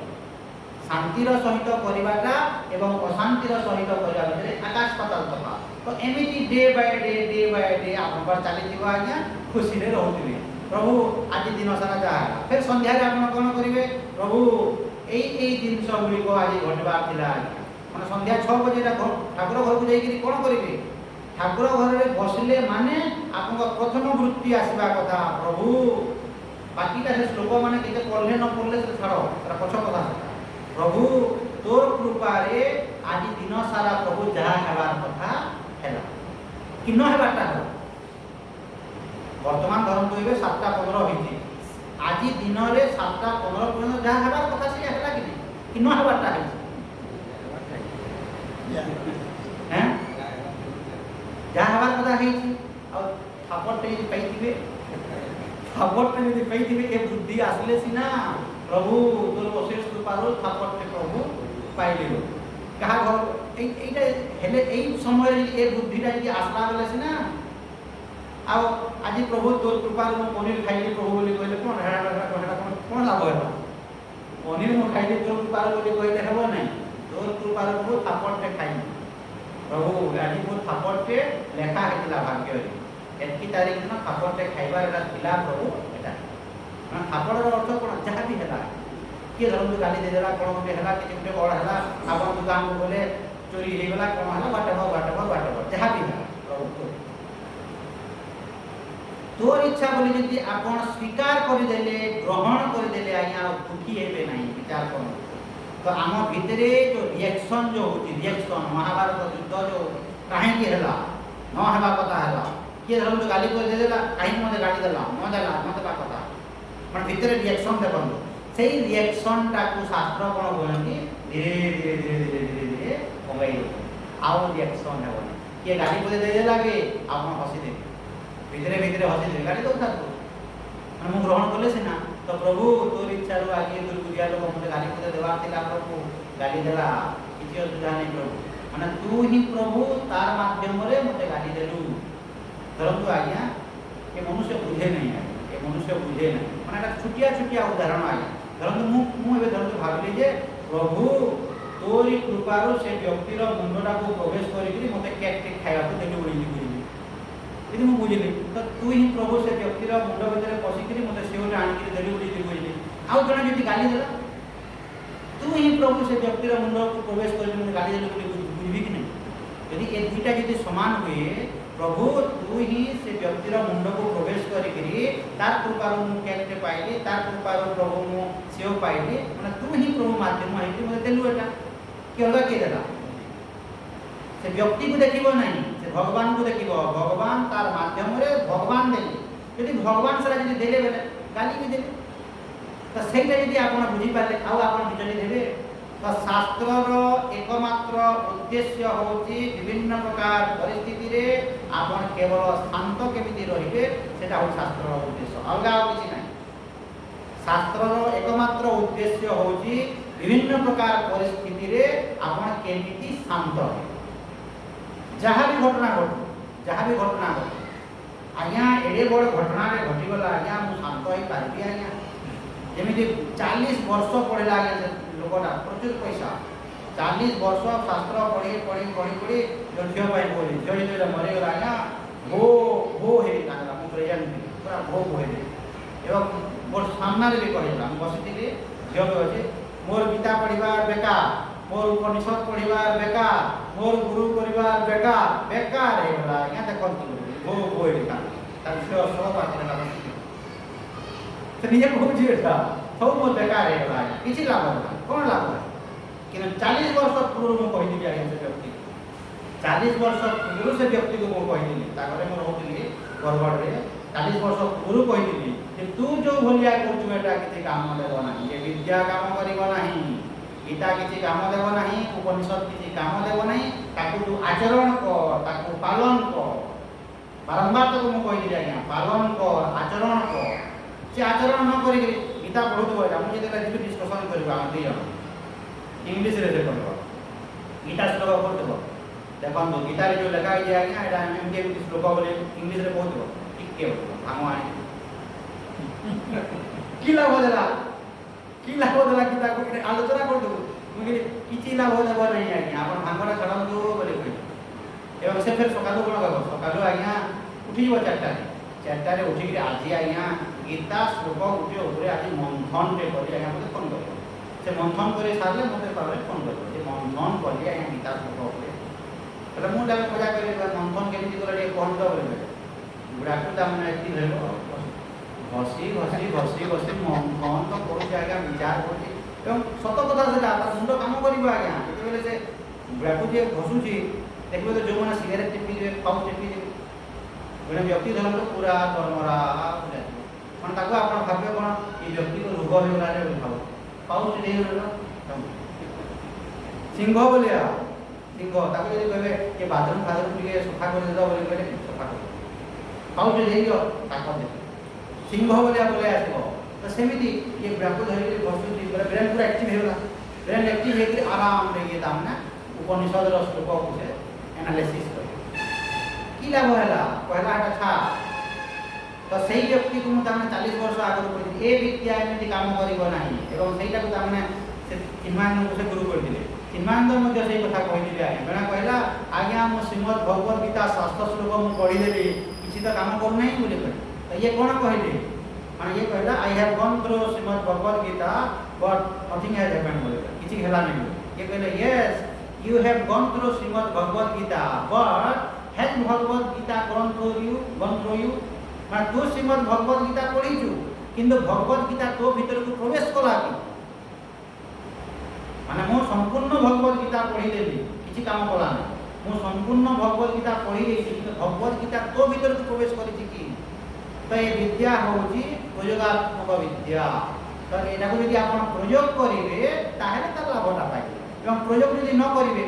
शास्त्र कोन कहउछन्ती आज्ञा शास्त्र कहउछन्ती मादक द्रव्य सेवन करो नाही कलाज्ञम मा भक्षे सुराम मा पीवे वेदरे लगाई सुरार अर्थ होची मद सिगारेट पीड़ी बनेई भांग सब ए टू जेड तो ताकू प्रथम तो छा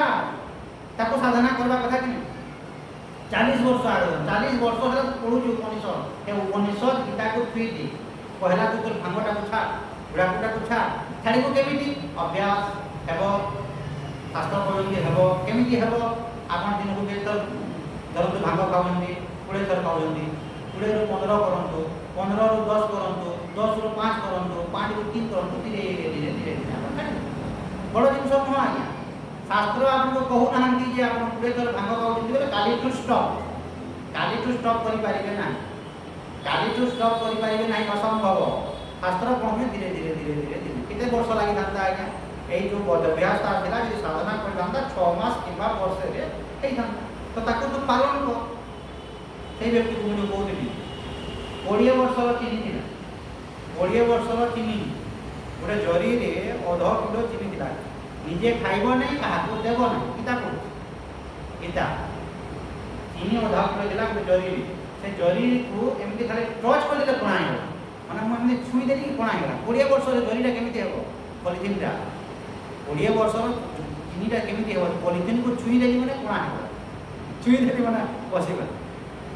এটা গীতারে লেখা হয়েছি, এটা গীতারে লেখা হয়েছি গীতা মানে চিনি তুমি যে রখিছ 20 বর্ষ হল রখিছ,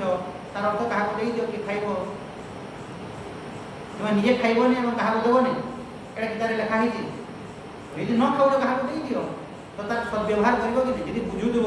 যে প্রভু মানে দেখন্তু সেই চিনিরে যে ব্যক্তি ভগবত দৃষ্টি আনিব সে চিনিকে নষ্ট করিব না, যে ব্যক্তি পানিকে ভগবত দৃষ্টি করিব সে ব্যক্তি পানিকে নষ্ট করিব না,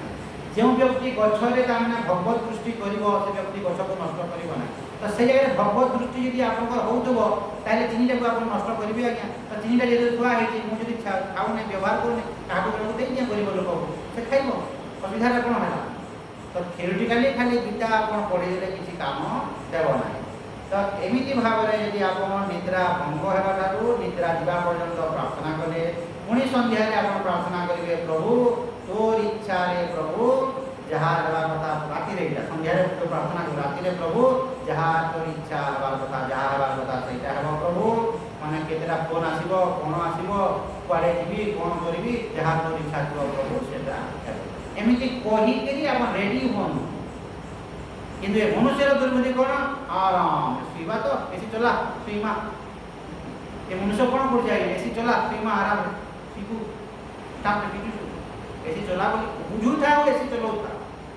মানে বুঝিকি এসি চলাইলে কিছু অসুবিধা নেই আজ্ঞা। কিন্তু এ মনুষ্য কোণ স্ট্রং আরামে এসি বেশি চলো, আরামে শুইবা, কোণ আরামে শুইব? গ্যারেন্টি আছে কিছু? ভগবান যদি ইয়েস করবে তাহলে শুইব, আর ভগবান ইয়েস যদি ন করবে নাই। সেইটা বুঝিকি তুমি এসি চলো, শুয়, মনা নেই। মানে এটা কিছু জবরদস্তি আপনার কুয়া হচ্ছে আজ্ঞা, এটা সত জিনিসটা কি নাই। যেমনি ମୁଁ କହିଥିଲି ଆର ଥର ଜଣେ ସ୍ୱାମୀ ସ୍ତ୍ରୀ ଛୁଆଟେ ଅଛି, ରାତି 10 ବାଜିଲା, 10:30 ହେଲା, ଆରାମରେ ସବୁ ମାନେ ଶୋଇବାର ଲାଗି ରେଡ଼ି ରାଡ଼ି କଲେ, ଶୋଇବାର ଲାଗି ରେଡ଼ି ରାଡ଼ି ସବୁ କରିଛନ୍ତି। ତାପରେ ମଶାରୀ ମଶାରୀ ଦେଇକି ଶୋଇବେ। আর টঙ্কিয়া ছুয়া কোণ করুছি, টঙ্কিয়া তাকে 4-5 ବର୍ଷ হচ্ছে, সে তলে তলে ফ্লোরে রহুছে, মানে মুহ মাড়ি হয়েকি সে দেখি দেখি টিভি দেখি দেখি সে কোণ করছে মাছ তার কেমি সুইমিং করছে শিখুছে তলে ফ্লোরে কিউ করছে এমনি হাতটা আঁকু থেকে যাচ্ছে। এমানে মশারি ଏବେ ଟାଣିଲେ ବି ଶୋଇବୁ ବୋଲି ଭାବୁଛନ୍ତି ସ୍ୱାମୀ ଛୁଆ ଏମିତି ଏମିତି କରୁଛି, ଧରି ଫ୍ୟାକ୍ କଲା ମୁଣ୍ଡ ପାଠ କଲା। ସେଇଲାଗି ନର୍ସିଂହୋମ୍ ଯାଇକି 3ଟା ଷ୍ଟିଚ୍, ତୁମର 12 ବଜେ ତକ ଶୋଇବାର, তোমার ভাগ্যরে 12 বজে তক লেখা হয়নি শোবার, 12 পরে তুমি শোব, কিশোরী নর্সিংহোম ঘন্টাটা তুমি রহব লেখা হয়নি। তো বুঝি হচ্ছে এই জিনিস জনে বুঝিকি তু মশারি দিয়ে এসি চলাইকি শু, যে প্রভু তোর যদি ইচ্ছা থিব তাহলে সকাল মু উঠিবি প্রভু, তোর যদি ইচ্ছা নথিব প্রভু উঠিবি নাহি। আউ কোণ কোণ হব যে প্রভু তোর ইচ্ছা, কিন্তু বুদ্ধি ଦେଇଥା মতে স্ট্রংলি যে তোর ইচ্ছা রে প্রভু এই জিনিসটা ঘটলা বলে। আর ঠিক 2টা বেলে আপনার 2টা ঝাড়া হয়ে গেল, প্রভু তোর ইচ্ছা রে এটা। এই থট যদি আসিযোগ আপনার ভিতর স্ট্রংলি, তাহলে কোণ হব আজ্ঞা? শান্তিরে রহিলে কি নাই। যদি সেই থট ন আসলা, সে ল্যাট্রিন ভিতরକୁ ଯାଇକିରି ବି মরিগলি, কোণ হলা যে কেমিতি হলা যে মরিগলি, ওহো কি পেট কাটুছি, কেমিতি রিয়াকশন। তারপরে আপনার সকালবেলা আপনার স্ত্রীকে গালি করবে, কাহিনী মধ্যে কোণ কোণ দেবে যে মোর ঝাড়া হয়ে গেল, স্ত্রী কোণ কলা। তো এইভাবে দুর্বৃত্তি। তো প্রত্যেক জিনিসরে আপনার যদি ঈশ্বরঙ্কর ইচ্ছা দ্বারা হচ্ছে বলে যদি বারম্বার যদি বিচার করবে, কর্মযোগর যদি আচরণ করবে, আপনার শান্তি রহবে। ইমিডিয়েটলি আপনার শান্তি রহিলে কি না আজ্ঞা? দেখুন প্রত্যেক পরিস্থিতি ইমিডিয়েটলি আপনার শান্তি রহিলে কি নাই। সে গীতা ভাগবত উপনিষদ ছাড়ন্তু বড় বড় কথা তার মানে আপনার ইমিডিয়েটলি প্রভু তোর ইচ্ছা সব জিনিস হচ্ছে ଯାହା ହେବାର କଥା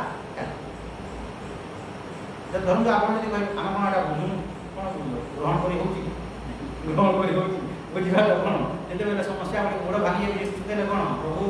ତୋର ଇଚ୍ଛା ଠିକ୍ ଅଛି ପ୍ରଭୁ କିଛି ଅସୁବିଧା ନାହିଁ 6 ମାସ ବସିବି ଆନନ୍ଦରେ ଯଦି ରହିପାରିଲେ ସିନା ଭିତରେ କୌଣସି ପ୍ରକାର ରିଆକ୍ସନ୍ ନ ହେଇକିରି ଆନନ୍ଦରେ ଆପଣ ଘରେ ବସିଲେ ସିନା ସେତେବେଳେ ଆନନ୍ଦରେ ନ ବସିଲେ ହେଇଥିଲେ ମୁଁ ବାରମ୍ବାର କହେ ନାହିଁ ମନୁଷ୍ୟମାନଙ୍କୁ ଯେଉଁ ବ୍ୟକ୍ତି ସୁଖ ପରିସ୍ଥିତିରେ ଉତ୍ଫୁଲ୍ଲିତ ହେଉଥିବ ଦୁଃଖ ପରିସ୍ଥିତିରେ ସେ ଡାଉନ୍ ହେବା ପାଇଁ ବାଧ୍ୟ କେହି ଆପଣଙ୍କୁ ରକ୍ଷା କରିପାରିବେ ସ୍ୱୟଂ ଭଗବାନ ମଧ୍ୟ ରକ୍ଷା କରିପାରିବେ ଯେଉଁ ବ୍ୟକ୍ତି ସୁଖ ପରିସ୍ଥିତିରେ ନାଚୁଛି ଡେଉଁଛି ସେ ବ୍ୟକ୍ତି କ'ଣ ହେବ ଆଜ୍ଞା ଦୁଃଖ ପରିସ୍ଥିତି ଆସିଲେ କାନ୍ଦିବନି ସୁଖ ପରିସ୍ଥିତିରେ ଯଦି ନ ନାଚୁଛ ଦୁଃଖ ପରିସ୍ଥିତିରେ କାନ୍ଦିବନି ଏଇଟା ସଂସାରର ନିୟମ ଆଜ୍ଞା ଏଇଟା ସୃଷ୍ଟିର ନିୟମ ଏଇଟା ଭଗବାନଙ୍କ ନିୟମ ଏଇଟା ଯେମିତି ଦେଖନ୍ତୁ ଏ ଆପଣଙ୍କର ଧରନ୍ତୁ ହେଲାଣି 70 ବର୍ଷ ହେଇକିରି ଏମାନେ লিপস্টিক লগাই ଦେଇକିରି ପୁରା ଗଣେଶ ପୂଜାରେ ଷ୍ଟାଟସ୍ লিপস্ଟିକ୍ ଲଗେଇକି আর ଯେତେବେଳେ ଶରୀରଟା ଇଏ ହେଇଯିବ ଆଜ୍ଞା ଭାଇ ଭାବିଛନ୍ତି ଯେତେବେଳେ ସ୍କିନ୍ ଗୁଡ଼ିକ ରୁଜା ହେଇକିରି କ'ଣ କ'ଣ ସମସ୍ୟା ଗୁଡ଼ିକ ହେବ କେମିତି ଲାଗିବ ତୋତେ ଏଇ 70 ବର୍ଷରେ ତୁ ଆଉ ଗୋଟେ ବାହାରକୁ লিপস্টিକ୍ ଲଗେଇକିରି ଷ୍ଟାଟସ୍ ଛାଡ଼ୁଛୁ ଇଏ କରିକିରି ପାଗଳାମି ନୁହଁ ଏଇଟା ଆଜ୍ଞା କିଛି ଦରକାର ଅଛି କିଛି ଆବଶ୍ୟକତା ଅଛି କି ତ ସେ କ'ଣ ଏଇ ବୟସରେ ସେଥିପାଇଁ ସେ ବହୁଟା କ'ଣ କରିବ ଆଜ୍ଞା ସେ ବହୁଟା ସୁଧିବ ନାହିଁ ସେ ନ ସୁଧିଲେ ବି ତାର ମନେ ସେ ଭାବ କି ନାହିଁ ଦେଖ ଇଏ କେମିତି ହେଲାଣି ଏ 70 ବର୍ଷ ଏଇଟାକୁ ହେଲାଣି ଇଏ କେମିତି ହେଉଛି ଭାବ ନାହିଁ ସେ ତା ଭିତରେ କ'ଣ କିଛି ଆବଶ୍ୟକତା ଅଛି ନର୍ମାଲ ଲାଇଫ୍ ମେଣ୍ଟେନ୍ କର ତୋର ବୟସକୁ ଦେଖ ତାଙ୍କର ତୁ ସେଟା କରିକି ଷ୍ଟାଟସ୍ ଛାଡ଼ୁଛୁ ହୋ ହାଲ୍ଲା ହେଉଛୁ ତ ତୁ ଯଦି ହୋ ହାଲ୍ଲା ମୁଁ କାନ୍ଦିବି ଯେତେବେଳେ ଶରୀରର ଅବସ୍ଥା ଯଦି କ'ଣ ହେବ କାନ୍ଦିବ କି ନାହିଁ ତ ଆପଣ ଯଦି ସୁଖ ପରିସ୍ଥିତିରେ ଯଦି ଆପଣ ଡେଇଁଲେ ମାନେ ଦୁଃଖ ପରିସ୍ଥିତି ଆସିଲେ ଆପଣ ଡେଫିନେଟଲି କାନ୍ଦିବେ କେହି ଆପଣଙ୍କୁ ରକ୍ଷା କରିପାରିବେ ନାହିଁ ତେଣୁକରି ଶାସ୍ତ୍ର କ'ଣ କହୁଛନ୍ତି ପ୍ରଭୁ ସୁଖ ପରିସ୍ଥିତି ଦେଇଛୁ ତୋର ଇଚ୍ଛା ପ୍ରଭୁ ଦୁଃଖ ପରିସ୍ଥିତି ବି ଆସିଲା ତୋର ଇଚ୍ଛା ଏଇଭଳିଆ ତୋର ଇଚ୍ଛା ବୋଲି କହିକି ସବୁ କିଛି ଗ୍ରହଣ କରି ଶିଖିଲେ ଏବଂ ବାରମ୍ବାର ଯଦି ଆପଣ ପ୍ରାର୍ଥନା କଲେ କିଛି ଦିନ ଭିତରେ ଧୀରେ ଧୀରେ ଆପଣ ଶାନ୍ତ ଗ୍ରହଣ କରିବେ ଏବଂ ଯେତେବେଳେ ଆପଣ ଭଗବାନଙ୍କ ପାଖରେ ପ୍ରାର୍ଥନା କରିବେ ଆପଣଙ୍କର ଆଖିରୁ ପାଣି ଗଡ଼ିଯିବ ଆଜ୍ଞା ପ୍ରଭୁ ଶକ୍ତି ଦେ ପ୍ରଭୁ ମୁଁ ପରିବର୍ତ୍ତନ କରିପାରିବି ନାହିଁ ତୋର ସୃଷ୍ଟିକୁ ମୁଁ ପରିବର୍ତ୍ତନ କରିପାରିବି ନାହିଁ ପ୍ରଭୁ ତୋରି ସୃଷ୍ଟି କାହାର ସୃଷ୍ଟି ଆଜ୍ଞା ମୋର ସୃଷ୍ଟି କି ଭଗବାନଙ୍କର ସୃଷ୍ଟି ଏ ସୃଷ୍ଟିଟା କାହା ଭଗବାନଙ୍କର ପ୍ରଭୁ ତୋର ସୃଷ୍ଟି ଏଟା ତୋର ସୃଷ୍ଟିରେ କ'ଣ ଅଛି ପ୍ରଭୁ ପେଟ ବଥା ବି ଅଛି ହାର୍ଟ ଆଟାକ୍ ବି ଅଛି କ୍ୟାନ୍ସର ବି ଅଛି ସବୁ ଅଛି ତୋର ସୃଷ୍ଟି ଏଟା କି ମୋର ସୃଷ୍ଟି ଏଟା ତ ତୋର ସୃଷ୍ଟିରେ ସବୁ ଜିନିଷ ଯେହେତୁ ପ୍ରଭୁ ଅଛି ତାକୁ ଗ୍ରହଣ କରିବା ପାଇଁ ଶକ୍ତି ଦେ ପ୍ରଭୁ ବାରମ୍ବାର ଯେତେବେଳେ ପ୍ରାର୍ଥନା କରିବେ ଭଗବାନ ଆପଣଙ୍କୁ ଶକ୍ତି ଦେବେ ଯେ ସହିବା ପାଇଁ ଶକ୍ତି ଦିଏ ମୁଁ ପରିବର୍ତ୍ତନ କରିପାରିବି ନାହିଁ ଆଜ୍ଞା ସବୁ ମୋ ହାତରେ ନାହିଁ ପ୍ରଭୁ ତୁ କୃପା କର ତ ଏଇଭଳିଆ ଆପଣ ଯଦି କରିବେ ଦୀର୍ଘ ଦିନ ମାନେ ତତ୍ସ୍ୱୟଂ ଯୋଗ ସଂସିଦ୍ଧ କାଳୀନ ଆତ୍ମନିବିନ୍ଦତି ଦୀର୍ଘ ଦିନ ପରେ ଆପଣ ସ୍ଥିର ହେଇବେ ବର୍ଷେ 2 ବର୍ଷ 3 ବର୍ଷ 4 ବର୍ଷ ଆଜ୍ଞା କେତେ ଦିନ ଲାଗିବ ବୋଲି ଷ୍ଟାମ୍ପ ପିଟି ପାରିବି ଯଦି ଆପଣ କହିବେ ଆଜ୍ଞା ଏମିତି କର୍ମଯୋଗ ଯଦି ଆଚରଣ କଲି ଭଗବାନଙ୍କୁ ଯଦି ମୁଁ ଗ୍ରହଣ କଲି କେତେ ଦିନ ପରେ ମୁଁ ଷ୍ଟେବୁଲ ହେବି ଆଜ୍ଞା ବୋଲି ଯଦି କହିବେ ଆପଣଙ୍କୁ ମ୍ୟାଲେରିଆ ଜ୍ୱର ହେଇକି ଧରନ୍ତୁ କେତେ ଦିନ ଆପଣ ଔଷଧ ଖାଇଲେ ଷ୍ଟେବୁଲ ହେବେ ବୋଲି ଡାକ୍ତର ଷ୍ଟାମ୍ପ ପିଟିବ କି ତାକୁ ଆପଣଙ୍କୁ ଧରନ୍ତୁ ରୋଗଟେ ହେଇଛି କେତେ ଦିନ ଗଲା ପରେ ମୁଁ ରୋଗରେ ମୋର ପୁରା ଠିକ୍ ହେଇଯିବି ଆଜ୍ଞା ବୋଲି ଷ୍ଟାମ୍ପ ଟିକେ ପିଟି ପାରିବ କେହି ପିଟି ପାରିବେ ନାହିଁ ମାନେ ଆପଣ କେତେ ଚେଷ୍ଟା କରୁଛନ୍ତି ଆପଣ ଧରନ୍ତୁ ଯଦି କହିବେ ଆଜ୍ଞା ମୋତେ ଆପଣ ଇଂରାଜୀ ଶିଖାନ୍ତୁ କେତେ ଦିନରେ ମୁଁ ଇଂରାଜୀ ଶିଖିବି କିଏ କହିପାରିବ ତ ଆପଣଙ୍କର ଯୋଗ୍ୟତା ଉପରେ ନିର୍ଭର କରୁଛି ଆପଣଙ୍କର ଇଚ୍ଛା ଆପଣଙ୍କର ଶ୍ରଦ୍ଧା ଭକ୍ତି ଉପରେ ନିର୍ଭର କରୁଛି କେହି କହିପାରିବେ ନାହିଁ ତ ଆପଣ ଚେଷ୍ଟା ଯଦି କରୁଥିବେ ଧୀରେ ଧୀରେ ସେମିତି ଶାସ୍ତ୍ର କ'ଣ କହିଲେ କାଳେ ନା ଶୁଣିବେ ତ ତାରିଖ ଦେଇନାହାନ୍ତି ମାନେ କିଛି ଦିନ ଗଲା ପରେ ଆପଣ ସ୍ଥିରତା ହାସଲ କରିବେ କାଳେ ନା ଶୁଣିବେ ଦେଇଦେବେ ମାନେ କିଛି ଦିନ ଗଲା ପରେ 6 ମାସ ହଉ ବର୍ଷେ ହଉ ଧରନ୍ତୁ ଆପଣଙ୍କର ଭଲ ଅଭ୍ୟାସ ଗୁଡ଼ିକ ଥିବ ଆପଣ ଧରନ୍ତୁ ଭଗବାନଙ୍କୁ ସ୍ୱୀକାର କରିପାରୁନାହାନ୍ତି ଗ୍ରହଣ କରିପାରୁନାହାନ୍ତି କେତେ ଦିନ ମୁଁ ସାଧନା କଲେ ଭଗବାନଙ୍କୁ ମୁଁ ଗ୍ରହଣ କରିପାରିବି ଆଜ୍ଞା କାହାକୁ 6 ମାସ ଲାଗିବ କାହାକୁ ବର୍ଷେ ଲାଗିବ କାହାକୁ 2 ବର୍ଷ ଲାଗିବ କାହାକୁ 50 ବର୍ଷ ଲାଗିବ କାହାକୁ ଲାଇଫ୍ ଲଙ୍ଗ୍ ବି ହେଇନପାରେ ଗ୍ରହଣ କରିବ ନାହିଁ ସେ ଖାଲି ଅଭିଯୋଗ କରୁଥିବ ମଲା ବେଲେ ମଧ୍ୟ କହୁଥିବ ମଲା ବେଲେ ଯେମିତି ମୁଁ କହେ ଆମେ ନିଜାନ୍ତ ସରସ୍ୱତୀ ଯଦି ଗଲେ କ'ଣ ଖାଇବ ବାପା 80 ବର୍ଷ କ'ଣ ଖାଇବ ବାପା ବୋଲି କହିଲେ ବୋଲି କହିଲେ ବରା। ଆଉ 2-4 ଘଣ୍ଟା ଗଲା ପରେ ମରିବ ଆଉ ବରା ଖାଇବା ପାଇଁ ଇଚ୍ଛା ହେବ। କ'ଣ କରିବ? ଦିଅ ବୋଲି କହିବ, ଦିଅ ବରା ଦିଅ, ଆଉ ଯାହା କରିବ ବରା କରନ୍ତୁ। এইটা তো কাহাকে কেতে সময় লাগিব আজ্ঞা, যদি আপন বিচার যদি ন করিবে মৃত্যু সময় হেলে মধ্যে ହେବ ନାହିଁ। ଏ ବିଦ୍ୟା କାମ କରିବ ନାହିଁ ଆଜ୍ଞା। କେତେ ଦିନ ଲାଗିବ କହିହେବ ନାହିଁ। ନେକ୍ସଟ ଦେଖନ୍ତୁ, ଶ୍ରଦ୍ଧାବାନ୍ ଲଭତେ ଜ୍ଞାନଂ ତତ୍ପରଃ ସଂଯତେ ଇନ୍ଦ୍ରିୟଃ ଜ୍ଞାନଂ ଲବ୍ଧ୍ୱା ପରାଂ ଶାନ୍ତିଂ ଅଚିରେଣାଧିଗଚ୍ଛତି। କିନ୍ତୁ ଯେଉଁ ବ୍ୟକ୍ତିର ଦେଖନ୍ତୁ ଶ୍ରଦ୍ଧାବାନ୍ ଲଭତେ ଜ୍ଞାନଂ, ଆତ୍ମଜ୍ଞାନ ଦ୍ୱାରା ଆପଣ ଶାନ୍ତିରେ ରହିବେ। ତ ଆତ୍ମଜ୍ଞାନ କେମିତି ଆପଣ ପାଇବେ? ଶ୍ରଦ୍ଧାବାନ୍, ଯେଉଁ ବ୍ୟକ୍ତି ଶ୍ରଦ୍ଧାଳୁ ହୋଇଥିବ সেই ব্যক্তি আত্মজ্ঞান পাইবে। এবং শ্রদ্ধালু বা শ্রদ্ধার সংজ্ঞা কোণ, ডেফিনেশন কোণ? শাস্ত্রেষু গুরুবাক্যেষু সত্যবুদ্ধ্যা অবধারণ। মানে শাস্ত্রে এবং গুরুঙ্ক ঠারে সদ্বুদ্ধি আনিবার না হচ্ছে শ্রদ্ধা। মানে শ্রদ্ধা মানে কোণ? কেমতি শ্রদ্ধা বলে ফুলমালে খেয়ে বড় গোটে কইলে শ্রদ্ধা উৎসুলি সেটা নহ, সেটা কুয়া নাই। মানে শাস্ত্রেষু গুরুবাক্যেষু সত্যবুদ্ধ্যা, মানে শাস্ত্রে যাহা লেখা হয়েছি তার প্রতি আপনার সদ্বুদ্ধি আসবা কথা। শাস্ত্র কেবে মিছ ହେବ ନାହିଁ এবং গুরু মধ্য কেবে মিছ হবে ନାହିଁ। এখন যেতবেলে গুরু শব্দ প্রয়োগ করছি, প্লিজ অন্ডরস্ট্যান্ড। শাস্ত্র ধরন্তু গীতারে উপনিষদরে মিছ কথা কাহিঁকি লেখিবে? তাଙ୍କର କିଛି লাভ ହେବ? শাস্ত্রর কিছু লাভ ହେବ কি? ব্যাসদেবর কিছু লাভ ହେବ? ভগবান ব্যাসদেব গীতা লিখিଛନ୍ତି, বেদ অপৌরুষ কেହି লেখি নাহাନ୍ତି। তো বেদরে যে লেখা হয়েছি তো কিছু বেদর কাହିଁ যদি মিছ কথা লেখিব তাଙ୍କର କିଛି লাভ ହେବ ନାହିଁ শাস্ত্রর। তো শাস্ত্রে যাহা লেখা হয়েছি সৎ জিনিস লেখা হয়েছি, ঠিক জিনিস লেখা হয়েছি। ফার্স্ট এটা হচ্ছে শ্রদ্ধা, যে শাস্ত্রে কৌশি মিছ জিনিস লেখা ହେବ ନାହିଁ। শাস্ত্র যদি কହୁଛନ୍ତି যে ଏ ସଂସାରରେ ସୁଖ ନାହିଁ, ତମ ଭିତରେ ସୁଖ ଅଛି ବୋଲି, ତ ଶାସ୍ତ୍ର ଯୋଉଟା କହୁଛନ୍ତି ହୁଏତ ମୁଁ ବୁଝିପାରୁନାହିଁ, କିନ୍ତୁ ଶାସ୍ତ୍ର କେବେ ମିଛ ହେବ। ଫାର୍ଷ୍ଟ 2 নম্বর ଜିନିଷ, ଶାସ୍ତ୍ରେଷୁ ଗୁରୁବାକ୍ୟେଷୁ, ଗୁରୁଙ୍କର ବାକ୍ୟରେ ମଧ୍ୟ ସତ୍ୟବୁଦ୍ଧ୍ୟା, ସଦ୍ବୁଦ୍ଧି, ମାନେ ଶାସ୍ତ୍ର ଉପରେ ଯେମିତି ବିଶ୍ୱାସ ଯେ ଏଇଟା ମିଛ ଲେଖା ହେବ ନାହିଁ, ଗୁରୁଙ୍କ ଠାରେ ମଧ୍ୟ। ଏବଂ ଗୁରୁ ମାନେ କ'ଣ? ତାମାନେ ଦେଖନ୍ତୁ, ଗୁରୁ ବୋଲି କହିଲେ ଯାହା ପାରେ ତାହା ଗୁରୁ ହେବ ନାହିଁ। শাস্ত্রতঃ আচার্যতঃ, তো যে গুরু শাস্ত্রর আধারে করুথিব তার শাস্ত্রর আধার। দেখুন অনেক গুরু অনেক সে কোণ করলে আজ্ঞা, ধরুন গীতা হল, উপনিষদ হল, গীতার শ্লোক 30-40টা তুমি ধরুন বাছিদেল, 700 শ্লোক ভিতর 50টা শ্লোক বাছিদেল। উপনিষদ বেদরে আছে লক্ষে ভিতরে ধরুন 200-400টা ধরুন বাছিদেল, তাকে খালি তুমি প্রেজেন্ট করেদেল, সেটা ହେବ ନାହିଁ, সেটা ହେବ ନାହିଁ। ଆଉ ବାକି ଶ୍ଲୋକ କୁଆଡ଼େ ନେବ? ବାକି ଶ୍ଲୋକ କୁଆଡ଼େ ନେବ? ଗୀତାର ଧରନ୍ତୁ 50ଟା ଶ୍ଲୋକ ମୁଁ ଆପଣଙ୍କୁ ପ୍ରବଚନ ଦେବି, ଆଉ ବାକି 650। ଏଥିପାଇଁ ଆମେ କ'ଣ କରୁଛୁ? Systematic sound. ତ ସବୁ ଦେଖ, ସବୁ ଦେଖିବ କି ନାହିଁ? ଖାଲି ଗୋଟେ ଶ୍ଲୋକ ଧରନ୍ତୁ, ଯେମିତି କହିବେ ଆଜ୍ଞା ଜନ୍ମ ନାହିଁ ମୃତ୍ୟୁ ନାହିଁ, ଗୀତାରେ ତ ଲେଖା ହେଇଛି, ଏଇଟା ଆଜ୍ଞା ଆମର ଗୁରୁ କହିଛନ୍ତି, ମାନେ ନ ଜାୟତେ ନ ମ୍ରିୟତେ ବା କଦାଚିତ୍, ଜନ୍ମ ନାହିଁ ମୃତ୍ୟୁ ନାହିଁ, ତୁ ହଉଛୁ ଅଜର, ତୁ ହଉଛୁ ଅମର, ଏଇଟା ଗୀତାରେ ଲେଖା ହେଲା। ସେଇ ଗୀତାରେ ଲେଖା ହେଉଛି ଜାତସ୍ୟ ହି ଧ୍ରୁବ ମୃତ୍ୟୁ। ତ କୁଆଡ଼େ ନେବ ସେ ଶ୍ଲୋକଟା? ଇଆଡ଼େ ଗୋଟେ ଶ୍ଲୋକ ଅଛି, ସିଆଡ଼େ ଗୋଟେ ଶ୍ଲୋକ ଅଛି। ତ ଜନ୍ମ ମୃତ୍ୟୁ ଅଛି ବୋଲି କୁହାହେଉଛି, ଇଆଡ଼େ ଜନ୍ମ ମୃତ୍ୟୁ ନାହିଁ ବୋଲି କୁହାହେଉଛି। ତ ଗୋଟେ ଶ୍ଲୋକକୁ ତୁମେ ଧରିଦେବ ଆଉ ଜନ୍ମ ମୃତ୍ୟୁ ନାହିଁ ବୋଲି ଖାଲି କହିଲେ ହେବ? ତ ଏଇ ଜାଗାରେ ଦେଖ, ଜନ୍ମ ମୃତ୍ୟୁ ନାହିଁ ବୋଲି ଯଦି କୁହାହେଉଛି, ତୁମର ସ୍ୱରୂପ ଦୃଷ୍ଟିରୁ, ତତ୍ତ୍ୱ ଦୃଷ୍ଟିରୁ ତୁମର ଜନ୍ମ ମୃତ୍ୟୁ ନାହିଁ, କିନ୍ତୁ ବ୍ୟବହାରିକ ଦୃଷ୍ଟିରୁ ତୁମର ଜନ୍ମ ଏବଂ ମୃତ୍ୟୁ ଅଛି। ଧରନ୍ତୁ କିଏ ଗୋଟେ ମରିଗଲା ମାନେ ଜନ୍ମ ନାହିଁ ମୃତ୍ୟୁ ନାହିଁ, ଗୀତାରେ ପଢ଼ା ହେଇଛି ପଇସା ସଢ଼ବାନି। ସେ 8-10 ଦିନ ପନ୍ଦର ଗଲା ମାନେ 8-10 ଦିନ 15 ଦିନ ଆପଣ ଯଦି ଦୁର୍ବୁଦ୍ଧି ଯଦି ମୁଣ୍ଡରେ ଆସିଲା, ଜନ୍ମ ନାହିଁ ମୃତ୍ୟୁ ନାହିଁ କିଛି ନାହିଁ, ଏଇଟା ତ ବ୍ରହ୍ମ ପାଗଳାମି ନୁହଁ, ସେଟା ଏମିତି କରି ବସିଲେ ମାନେ। ଶାସ୍ତ୍ର କ'ଣ କହୁଛନ୍ତି? ଏଇ ଜିନିଷ ଗୁଡ଼ିକ ଆପଣ ସୁଖ ପାଇଁ, ଶାନ୍ତି ପାଇଁ ଆଣିବେ। ବ୍ୟବହାର ସ୍ଥଳରେ ଯେଉଁଟା ବ୍ୟବହାର କରିବେ, ସମାଜରେ ଯେମିତି ଚଳଣି ଅଛି ସେମିତି ଚାଲିଚଳଣି କର। ଯେମିତି ବାପା ଭିତରେ ଯେଉଁ ଭଗବାନ ଅଛନ୍ତି, ପୁଅ ଭିତରେ ମଧ୍ୟ ସେଇ ଭଗବାନ ଅଛନ୍ତି। ଦୁଇ ଜଣଙ୍କ ଭିତରେ ସେଇ ଭଗବାନ ଅଛନ୍ତି। ବାପା ଭିତରେ ଯେଉଁ ଭଗବାନ ଅଛନ୍ତି, ପୁଅ ଭିତରେ ମଧ୍ୟ ସେଇ ଭଗବାନ ଅଛନ୍ତି। किंतु बापा भगवान पुओ भगवान को मुंडिया मारिबो नाही पुओ भगवान बापा भगवान को मुंडिया मारिबो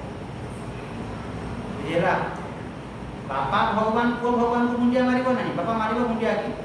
पुओ मारिबो बापा को मुंडिया ता किंतु दुई जण भगवान जेमिति रामंको भितरे सेतिकी परिमाण रे भगवान अछंती रावण भितरे मध्य सेतिकी भगवान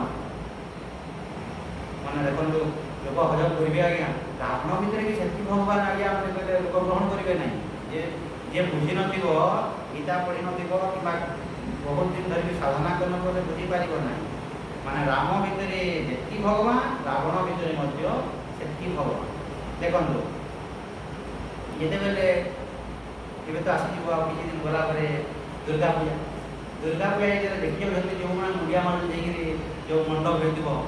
विराट पुराण जो हेतिबो मुंडिया जे मारुतबे केते जन को बुद्धि आसुतबो आज्ञा जे ये दुर्गा मां एवं महिषासुर ये दुईटा माटी दुर्गा मां एवं महिषासुर ये दुईटा माटी है केते जन को बुद्धि आसुतबो तो से दुर्गा मां भी माटी रे तयारी हेची एवं जो महिषासुर भी तामने माटी रे तयारी तो दी जन को भितरे सही माटी अछि तो ठीक सेमिति रामंको भितरे जो भगवान रावण भितरे मध्य सही भगवान प्लीज अंडरस्टैंड ए जिनसरा के बुझिबो राम बुझिबो ना रावण बुझिबो राम बुझिबो रावण बुझि पारिबो ना रावण बुझि पारिबो नाही जे रामंको भितरे जो भगवान अछंती मो भितरे भी सही भगवान अछंती काहे कि ना से अधर्मी से पापी से दुराचारी से बुझी पारिबो नाही राम बुझिबो जे मो भितरे जो भगवान अछंती ता भितरे मध्य सही भगवान यदि आपण राम जदि हेबे ताहेले आपण बुझी पारिबे दुई जन भितरे भगवान अछंती बोली आपण बुझी पारिबे तो अधार्मिक व्यक्ति बुझी पारिबो नाही तो ए संसार रे जते बेले आपण चलुछंती तो शास्त्र को ठीक भाव रे आपण बुझी तो शास्त्रतः आचार्यतः से ही गुरु पदवाच्य जे जो गुरु सिस्टमेटिक आपन को शास्त्र पढ़ेबे एवं गुरुर संज्ञा कोन आज्ञा आचिनोति च शास्त्रार्थम माने जे शास्त्र को पुंखानुपुंख भाव रे जे अध्ययन करिछि एवं से व्यक्ति नियर शिष्य पाखरे बा भक्त पाखरे से प्रेजेंट करे देबो टोटल स्क्रिप्चर तक सिस्टमेटिक ता एवं प्रत्येक अध्याय गीतार कंप्लीट ता कौन सी गोटे अध्याय आपण धरन गीतार जे कौन सी अध्याय प्रथम अध्याय को छाड़ी प्रथम अध्याय किछि ना अर्जुन विषाद अर्थात समस्या गुड़िक अच्छी तो बाकी जे कौन सी अध्याय अच्छी सब कंप्लीट तो जे ठीक गुरु होइतिबो से कोन करिवो आपन को गीतार गोटे अध्याय सिस्टमेटिक बुझेइबो जे कौन सी अध्याय आपन टोटल सब अच्छी ए टू जेड तक माने द्वितीय अध्याय रे जहा अछि तृतीय अध्याय रे सेटा अछि सब अध्याय सेटा सब अध्याय कंप्लीट आपन भाबंतु नै जे द्वितीय अध्याय रे बेसी अछि चतुर्थ अध्याय रे नाही सेमिति आपन कोन सब अध्याय गोटे अध्याय से कोन करिवो सिस्टमेटिक पढ सिस्टमेटिक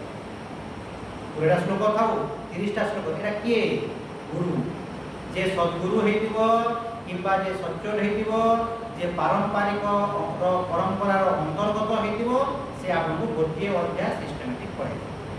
किबा कोनोसी प्रकरण ग्रंथ धरंतु आपन जे कहिबे किबा उपनिषद धरंतु कहिबे ईशावास्य उपनिषद धरले माने टोटल 20 टा मंत्र को से पढे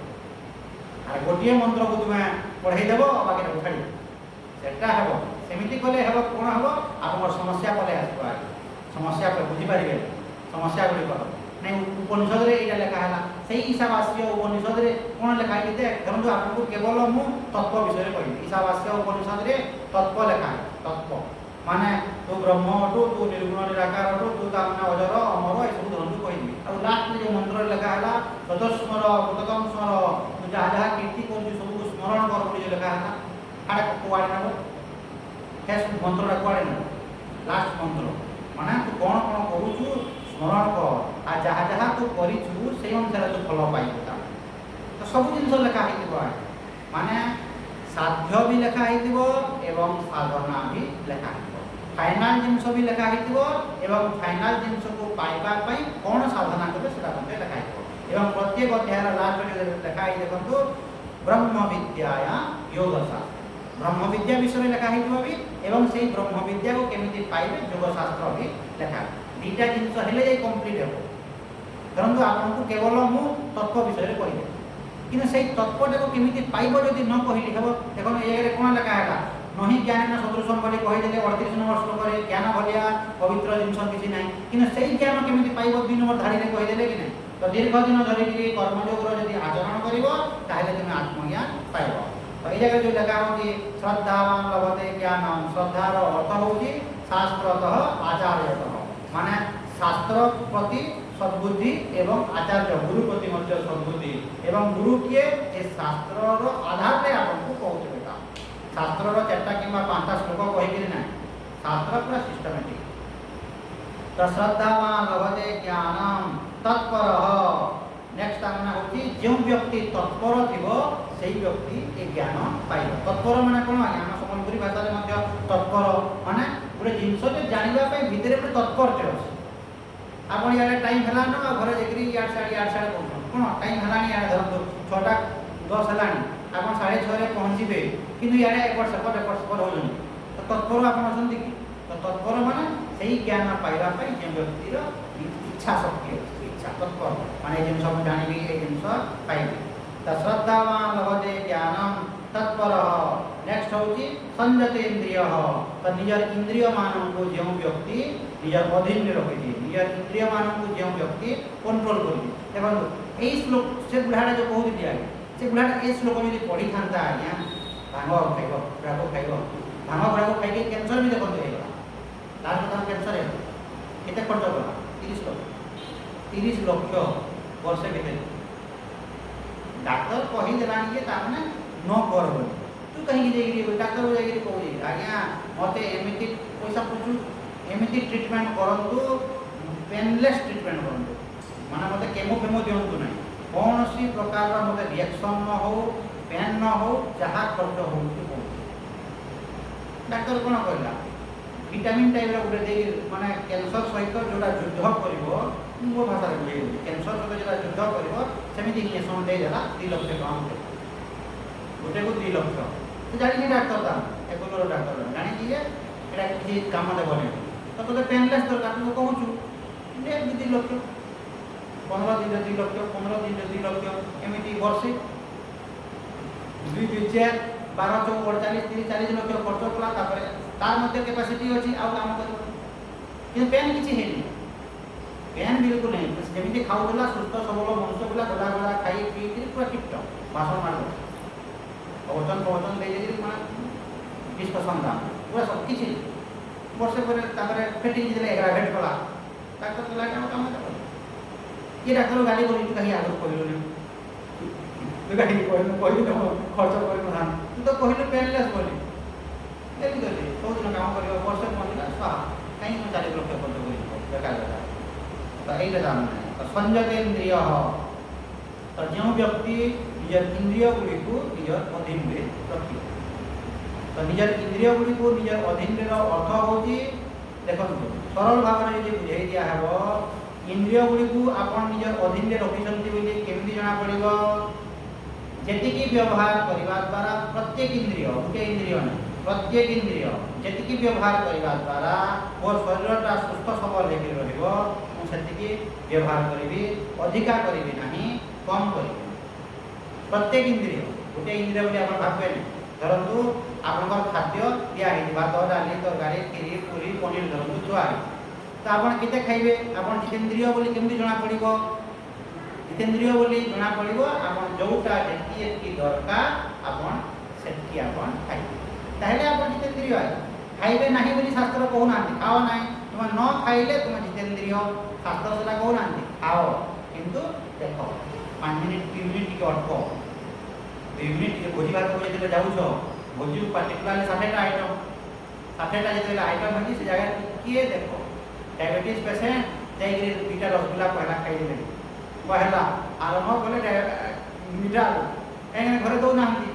घरे दो नांती से जाइए दुची दिन बीटा खाई देले के जितेंद्रिय तो आपण से जगह अन्य जिंस मध्य अछि आइ तो जो जिंस आपको दरकार आपन पई शरीर प्रति भल से जिंस मुद्दा आपण खान बाकी खाଇବା दरकार नहीं ସେତିକି 2 ମିନିଟ୍ ଆପଣ ଘରେ ଧରନ୍ତୁ ଆପଣଙ୍କୁ ସବୁ ଜିନିଷ ଦିଆହେଲା 2 ମିନିଟ୍ ଅଟକନ୍ତୁ ଦେଖନ୍ତୁ କେତେ କ'ଣ ଆପଣ ଖାଇପାରିବେ। ଏବଂ ମୁଁ ଦେଖିଛି ଆଜ୍ଞା ଘରମାନଙ୍କରେ କ'ଣ କରିବେ ଛୁଆ ହେଲା ମାନେ ଏକାଥରେ ଖାଇବ ତାପରେ କହିବେ ଏଇଟା ନେଇଯାଅ ଅଧା ଏଇଟା ନେବ ମଇଠା କରିକି ସବୁ ଖାଇବ କାହିଁକି ଆଗ ଦେଖୁନ ଆପଣ ବିଚାର କରୁନ କେତେ ତୁମ ପେଟକୁ ଯିବ ଯେ ମଇଠା କରିଦେଲଣି ଅଧା ହେଲାଣି ସବୁ ଥିବ ଏଇଟା ଆଉ ନେଇ ଖାଇବିନି ସେ ମଇଠାଟା ଫେର ଖାଇବ ସେମିତି କାହିଁ କରିବ କହିଲା ଦେଖ କେତେ ତୁମେ ଖାଇପାରିବ ତୁମର ପେଟକୁ କେତେ ଯିବ ଯେ ଦେଖ ଯେଉଁଟା ଖାଇପାରିବନି ହଟାଇ ଦିଅ ଏକାସାରି ଖାଇବ କାହିଁକି ତ ସେଇଟା ହେଉଛି ସଂଯତେନ୍ଦ୍ରିୟ ତ ପ୍ରତ୍ୟେକ ଜାଗାରେ ଆଜ୍ଞା ପ୍ରତ୍ୟେକ ଜାଗାରେ ଜଣେ ଧରନ୍ତୁ ପ୍ରଶ୍ନ କରିବ ମୁଁ ଆଜ୍ଞା କେତେ ଖାଇବି କେତେ ଶୋଇବି କେତେ ବସିବି କେତେ କ'ଣ କରିବି ତାର ସରଳ ଉତ୍ତର ହେଉଛି ଯେତିକି ଆପଣ ଶୋଇଲେ ଆପଣଙ୍କର ଶରୀର ସୁସ୍ଥ ସବଳ ହେଉଛି ସେତିକି ଶୁଅନ୍ତୁ ଶାସ୍ତ୍ର କହିବେ ନାହିଁ 8 ଘଣ୍ଟା ଶୁଅ 8 ଘଣ୍ଟା ଶୋଇଲେ 7 ଘଣ୍ଟା ଶୋଇଲେ 6 ଘଣ୍ଟା ଶୋଇଲେ ତୁମର ଶରୀର ସୁସ୍ଥ ସବଳ ରହିବ ପ୍ଲିଜ୍ ଅଣ୍ଡରଷ୍ଟାଣ୍ଡ ବୁଝନ୍ତୁ ଆଜ୍ଞା ଗୀତା ଶାସ୍ତ୍ର କିମ୍ବା ବେଦ ଉପନିଷଦ ଆପଣଙ୍କୁ କହିବେ ନାହିଁ ଯେ 6 ଘଣ୍ଟା 7 ଘଣ୍ଟା 8 ଘଣ୍ଟା ଶୋଇଲେ ତୁମର ଶରୀର ଠିକ୍ ରହିବ ଏମିତି କହିବେ ତା ପିଟି ହେବ କାହିଁକିନା ବଡି ଟୁ ବଡି ଡିଫର କରିବ ଯେ କାହାକୁ 6 ଘଣ୍ଟା ଦରକାର କାହାକୁ 5 ଘଣ୍ଟା ଦରକାର କାହାକୁ ତାମାନେ 7 ଘଣ୍ଟା ଦରକାର ସବୁ ଶରୀର ଅଲଗା ଅଲଗା କି ନାହିଁ ତେଣୁକରି ଶାସ୍ତ୍ର କ'ଣ କହିବେ ସମସ୍ତଙ୍କ ପାଇଁ ସମାନ କ'ଣ ଯେତିକି ଶୋଇଲେ ତୁମକୁ ସକାଳ ପାଇଲେ ଫ୍ରେଶ୍ ଲାଗୁଛି ତୁମର ଶରୀର ସୁସ୍ଥ ସବଳ ରହିବ ସେତିକି ନିଜକୁ ନିଜେ ଦେଖ ସମସ୍ତଙ୍କ ପାଇଁ ସମାନ ନୁହଁ ସମସ୍ତଙ୍କ ପାଇଁ ସମାନ ନୁହଁ ନାହିଁ ସମସ୍ତେ ୟୁନିଭର୍ସାଲ ଟ୍ରୁଥ୍ 6 ଘଣ୍ଟା ଶୁଅ ନାହିଁ ମାନେ ଶାସ୍ତ୍ର ବହୁତ ଚାଲାକି ଆଜ୍ଞା ଶାସ୍ତ୍ର ଯେଉଁ ଗୀତାରେ ଆପଣ ପଢ଼ିବେ ଦେଖିବେ ଗୋଟେ ଗୋଟେ ଶବ୍ଦ ଗୁଡ଼ିକ ମାନେ କେମିତି ଲେଖା ହେଇଥିବ ଏମିତି କହିଦେବେ କାଲେ ନା ମାନେ କେମିତି ଅଛି ଏଠି ତାରିଖ ବୋଲି ଯଦି କହିଦେବେ ନାଇଁ 2 ବର୍ଷ ପରେ ତୁମେ ଯଦି କର୍ମଯୋଗ କରିବ ତୁମେ ଅନ୍ତଃକରଣ ଶୁଦ୍ଧ ହେବ ଗାଡ଼ି କରିବ ନାହିଁ ଶାସ୍ତ୍ରକୁ ଆପଣ ତ କହିଥିଲେ ଆଜ୍ଞା 2 ବର୍ଷ ବୋଲି ମୁଁ 2 ବର୍ଷ କଲିନି ହେଲା ନାହିଁ ବୋଲି ସେଥିପାଇଁ ଶାସ୍ତ୍ର କ'ଣ ଗୋଟେ କାଲେ ନା ମାନେ ଗୀତାରେ ଲେଖା ହେଇଛି ଦ୍ୱିତୀୟ ଅଧ୍ୟାୟରେ ଆମେ ପଢ଼ିଛୁ ମାନେ ଯଦା ମାନେ ମାନେ କେବେ ମୁଁ ଭଗବାନଙ୍କୁ ପାଇବି ମାନେ କଦା ମାନେ ମୁଁ କେବେ ମୋର ଅନ୍ତଃକରଣ ଶୁଦ୍ଧ ହେବ ଆତ୍ମଜ୍ଞାନ ମୁଁ ପାଇବି ଯଦା ଯେତେବେଳେ ତୋର ଏଇ ଯୋଗ୍ୟତା ଗୁଡ଼ିକ ହେବ ସେତେବେଳେ ତୁ ଭଗବାନଙ୍କୁ ପାଇବୁ ଯେମିତି ଅର୍ଜୁନ ଯେତେବେଳେ ପଚାରିଲେ ଚିତ୍ତପ୍ରଜ୍ଞସ୍ୟ କା ଭାଷା ଭଗବାନ ଯଦି କହିଦେବେ ଚିତ୍ତପ୍ରଜ୍ଞସ୍ୟ ସଂସ୍କୃତ ଭାଷା ଫେଲ୍ ହେଇଗଲା କି ନାହିଁ ହେଉଛି ତ ଦ୍ୱିତୀୟ ଅଧ୍ୟାୟରେ ପଢ଼ି ସାରିଲାଣି ରିପିଟ୍ କରୁଛି ଏଥିପାଇଁ ଆମେ ଖାଲି ମନେ ପକାଉଛୁ ବାରମ୍ବାର ଗୀତାରେ ଦ୍ୱିତୀୟ ଅଧ୍ୟାୟରେ ଯେଉଁ ଅର୍ଜୁନ ପଚାରିଲେ ଚିତ୍ତପ୍ରଜ୍ଞସ୍ୟ କା ଭାଷା ଚିତ୍ତପ୍ରଜ୍ଞ ଅର୍ଥ ଆତ୍ମଜ୍ଞାନୀ ବ୍ୟକ୍ତି ତାର ଭାଷା କେଉଁଟା ଭଗବାନ କହିଲେ କି ସେ ଜାଗାରେ ସଂସ୍କୃତ ଭାଷା ବୋଲି ଯଦି ସଂସ୍କୃତ ଭାଷା ବୋଲି ଯଦି କହିଦେବେ ଯେଉଁମାନେ ସଂସ୍କୃତ ଜାଣିନାହାନ୍ତି ଇଂରାଜୀ ଜାଣିଛନ୍ତି ତାହେଲେ ଇଂରାଜୀ ବାଲେ ଭଗବାନଙ୍କୁ ପାଇବେ ନାହିଁ ଧରନ୍ତୁ କହିଲେ ଗଡ୍ ବୋଲି କହିଲେ ଆଉ ଜଣେ ଧରନ୍ତୁ ଭଗବାନ କହିଲେ ଆଜ୍ଞା ଭଗବାନ ହେଉଛନ୍ତି ସର୍ବବ୍ୟାପୀ ଆଉ ଜଣେ କହିଲା ଗଡ୍ ଇଜ୍ ଅଲ୍ ପାରଭେସିଭ୍ ଦୁଇଟା ସମାନ କି ଅଲଗା ସମାନ କିଛି ଅସୁବିଧା ଅଛି କି ଜଣେ ଗଡ୍ ଇଜ୍ ଅଲ୍ ପାରଭେସିଭ୍ ବୋଲି କହିଲେ ଜଣେ କହିଲା ଭଗବାନ ସର୍ବବ୍ୟାପୀ ତ ଭଗବାନ ଜାଣିକିରି ତାମାନେ କହିଲେ ଯେ ସଂସ୍କୃତ ବୋଲି କିଛି ଦେଇନାହାନ୍ତି ଚିତ୍ତପ୍ରଜ୍ଞସ୍ୟ କା ଭାଷା ଚିତ୍ତପ୍ରଜ୍ଞର ଭାଷା କ'ଣ ମାନେ ଚିତ୍ତପ୍ରଜ୍ଞ କେମିତି ଖାଏ କେମିତି ଚାଲେ କେମିତି ଶୁଏ ତ ଭଗବାନ କ'ଣ ନାଇଁ ଚିତ୍ତପ୍ରଜ୍ଞ ବ୍ୟକ୍ତି ଭାତ ଡାଲମା ଖାଏ କହିଲେ କେତେ ଶୁଏ ନାଇଁ ଏତିକି କହିଲେ ଚିତ୍ତପ୍ରଜ୍ଞସ୍ୟ କା ଭାଷା ସମାଧିସ୍ତସ୍ୟ କେଶବ ସଦଧି କିଂ ପ୍ରଭାସେତ କିମାସୀତ୍ ମାନେ କେମିତି ଚାଲେ କେମିତି ବସେ ନାଇଁ ସ୍ପିଡ୍ ଚାଲେ ଚିତ୍ତପ୍ରଜ୍ଞ ବ୍ୟକ୍ତି ସ୍ପିଡ୍ ଚାଲେ ତ ସ୍ପିଡ୍ ଚାଲେ ବୋଲି ଯଦି କହିଦିବେ ଯେ ସ୍ଲୋ ଚାଲିବ ସେ ଭଗବାନଙ୍କୁ ପାଇବ ନାହିଁ ସେମିତି କହିବେ ନାହିଁ ତ ଏମିତି କଥା କହିବେ ଯେ